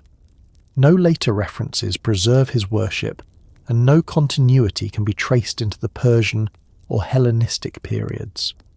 The cults of Astarte and Baal persisted in the Levant, but as broader Canaanite and Phoenician traditions, not as specifically Philistine practices. The gods that had once defined them were subsumed into the wider pantheon of the Levant, their distinctiveness lost with the destruction of their cities. By the end of the 6th century BCE, the Philistines as a people had effectively disappeared. Their cities remained, rebuilt and repopulated under new powers, but the identity that had once marked them off from their neighbours was gone. Under Persian rule in the 5th century, Ashkelon and Gaza thrived again, but as Phoenicianized or Aramaic-speaking cities, not as Philistine strongholds. The memory of the Philistines lingered in biblical texts and in later cultural stereotypes, but their presence as a living people had ended. The decline under Babylonian domination thus marks the final chapter in the story of the Philistines as an independent people. From their origins as migrants in the turmoil of the Late Bronze Age, through their rise to power in the Iron Age, to their endurance under Assyria, they had been resilient and adaptive. But Babylon's conquest, deportations and reorganization of the Levant broke the continuity of their culture in ways from which they could not recover. Their cities remained, their lands were cultivated, but the Philistines themselves became part of the past, remembered by others but no longer present to speak for themselves. By the time the Babylonian Empire had reshaped the Levant in the 6th century BCE, the Philistines as a distinct people were gone. Their cities still stood, some rebuilt, some repopulated, some incorporated into the imperial machinery. But the cultural identity that had once defined them had been broken by conquest, deportation, and assimilation. Yet the story of the Philistines did not end with their disappearance. In later centuries, under Persian, Hellenistic, and Roman rule, the memory of the Philistines lingered, sometimes distorted, sometimes preserved in echoes, and often used as a tool for defining others. Their name, their cities, and their role as biblical adversaries carried forward, shaping how they were perceived long after their people had ceased to exist as a living community. In the Persian period, which began after Cyrus the Great conquered Babylon in 539 BCE, the old Philistine cities became part of the Achaemenid imperial structure. Ashkelon, Gaza, Ashdod, and Ekron were no longer Philistine in identity, but served as thriving coastal centres within the Persian satrapy system. Aramaic had become the lingua franca of the empire, and inscriptions from the period reflect the administrative and cultural integration of these cities into a wider imperial network. The old gods of the Philistines faded from view, replaced or absorbed into broader Semitic or Persian religious practices, yet the cities themselves retained strategic importance. Gaza in particular became a vital hub for Persian communications and trade routes leading into Egypt and Arabia. Ashkelon flourished again as a commercial centre, its prosperity restored though its character transformed.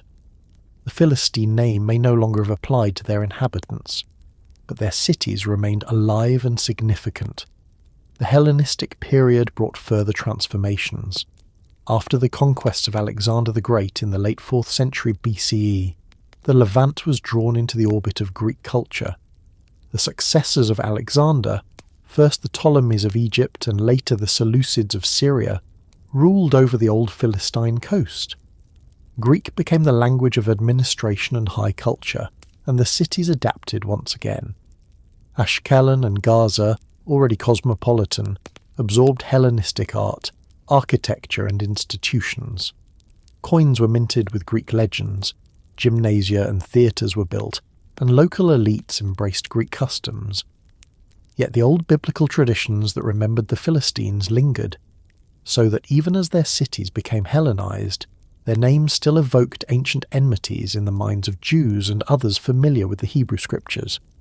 The Philistines were no longer there in reality, but their image persisted as part of the cultural memory of the region. The Roman period extended this process. By the 1st century BCE, the coastal cities were firmly embedded in the Roman world. Gaza, Ashkelon, and Ashdod thrived as prosperous urban centres, with Roman temples, baths, and civic institutions layered atop centuries of earlier history. Roman authors occasionally referenced the Philistines, though often in ways filtered through biblical tradition rather than direct knowledge. To Romans, the Philistine coast was part of Syria-Palestina, a region known for its strategic importance and its turbulent population. The old name Philistine had already faded into the broader label Palestine, which the Romans used increasingly to describe the entire southern Levant. This shift in terminology ensured that the Philistines lived on not as a people, but as a name attached to the land. The Jewish memory of the Philistines also shaped how they were perceived in these later periods. In Second Temple literature, the Philistines continued to appear as archetypal enemies, their past enmity with Israel invoked as part of broader reflections on foreign domination. Rabbinic traditions remembered them in the same light, emphasizing their role as adversaries overcome by divine favor. By this time, the Philistines themselves were long gone, but their symbolic role as foils to Israel persisted, coloring perceptions in religious and cultural texts. Archaeological evidence from these later periods shows how fully the old Philistine cities had been absorbed into new cultural worlds. Ashkelon, under both Hellenistic and Roman rule, became one of the grandest cities of the coast, famed for its walls, markets, and public buildings.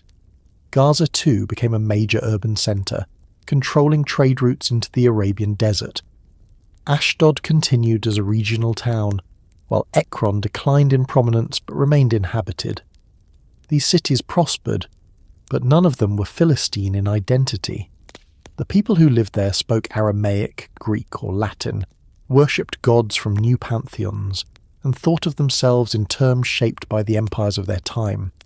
Yet beneath their streets and walls lay the ruins of Philistine temples, houses and fortifications, reminders of a culture whose name had outlived its people.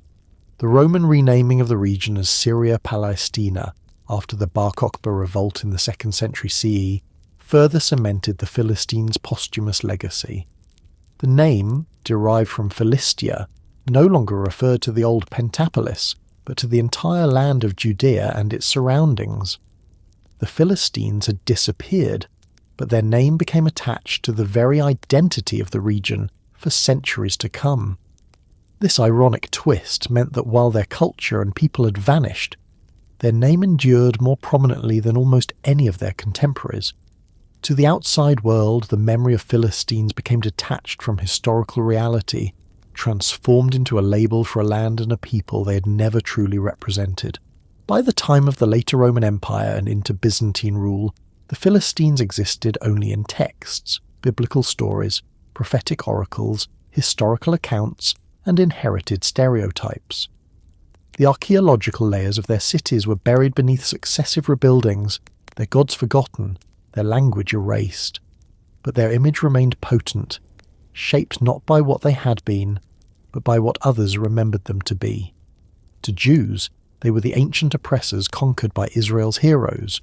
To Christians, reading the Hebrew Bible, they were enemies of God's people whose defeat prefigured divine triumphs.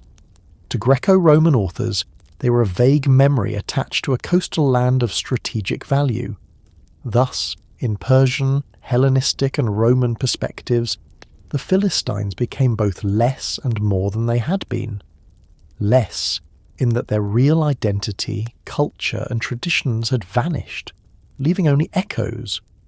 More in that their name and memory grew in symbolic importance, applied to lands and peoples far beyond their historical reach.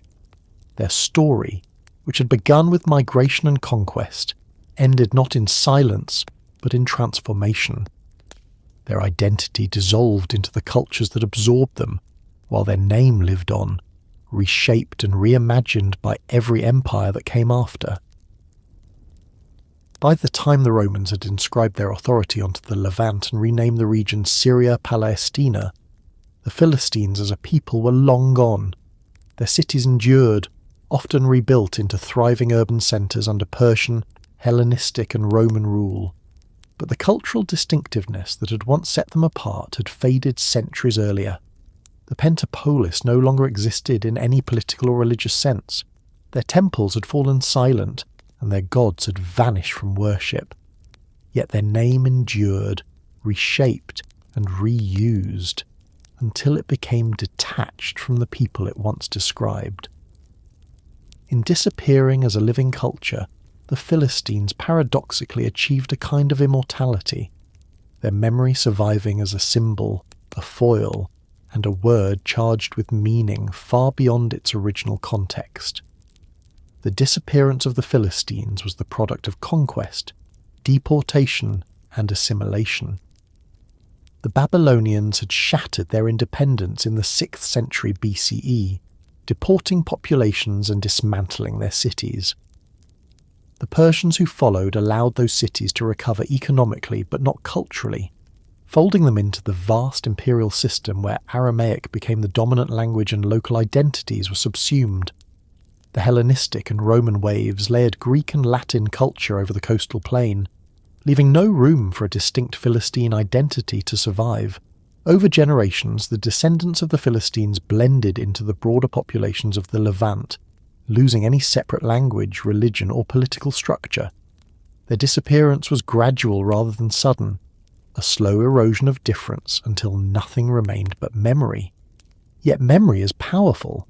The Hebrew Bible preserved the Philistines as Israel's archetypal foes, the people who had oppressed the tribes in the time of the judges, who had slain Saul on Mount Gilboa, who had produced the giant Goliath brought low by David's sling. These stories were retold, copied, and interpreted for centuries, ensuring that the Philistines were never forgotten, even as they ceased to exist. To the writers of Israel's scriptures, the Philistines symbolized foreign power, arrogance, and opposition to the God of Israel. Their defeats were cast as proof of divine favor, their downfall as a lesson in the futility of resisting God's will.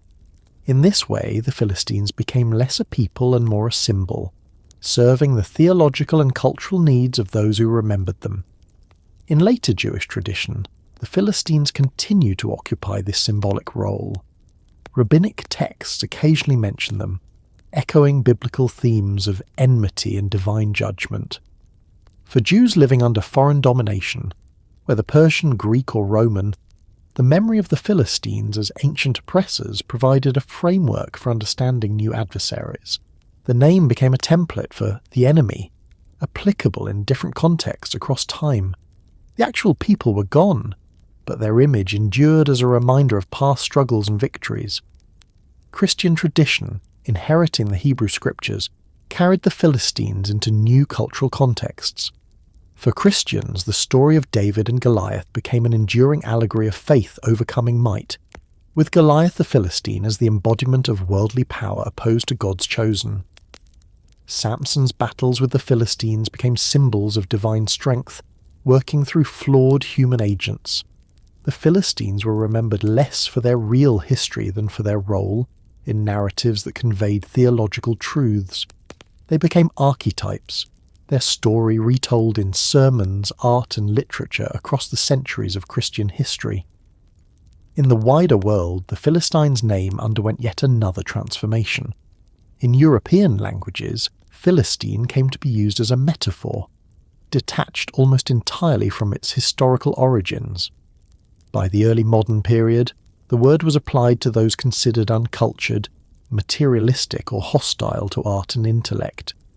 German students of the 17th century reportedly used it as a term for townspeople they viewed as narrow-minded, and from there it spread into English and other languages with similar connotations.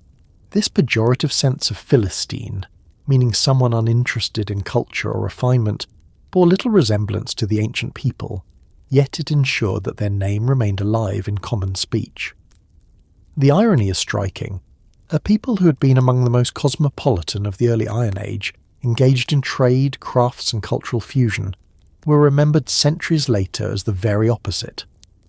Modern archaeology has restored the Philistines to something closer to their historical reality. Excavations at Ashkelon, Ekron, Ashdod and Gath have revealed the richness of their material culture, their distinctive pottery, their architecture, their industry, and even their burial practices. The discovery of industrial-scale olive oil production at Ekron highlighted their economic sophistication, while DNA analysis of remains from Ashkelon confirmed their origins in the Aegean world. These findings have allowed scholars to reconstruct the story of the Philistines as migrants, settlers, builders and traders, a people who forged a unique identity in the crucible of the Iron Age. Archaeology has given them back a voice of sorts, counterbalancing the often hostile portrayals preserved in biblical texts. Their legacy then operates on two levels. On the one hand, they are remembered symbolically, as enemies of Israel, as foils in theological narratives, as metaphors in later cultures. On the other, they are being rediscovered as real people, complex and dynamic, whose history sheds light on the broader transformations of the ancient Mediterranean and Near East. Their disappearance as a people did not erase their contributions to history, nor did it silence their story. Instead, it shifted that story into the hands of others, to be reshaped, reinterpreted, and retold in ways the Philistines themselves could never have imagined. The Philistines thus live on in cultural memory, not as the lords of Gaza, Ashkelon, Ashdod, Ekron, and Gath, but as figures of story, symbol and scholarship. They remind us of the fragility of identity, how entire peoples can vanish through conquest and assimilation, yet also of the persistence of memory, how names and images endure long after the realities they once described have faded. Their disappearance was real, their cities emptied of their distinct character, their gods forgotten, their language lost. But their legacy is equally real, carried in scriptures, in traditions, in language, and now in archaeology. From ancient foes they became enduring symbols, woven into the cultural fabric of civilizations that came after, their story a testament to both the impermanence of peoples and the permanence of memory.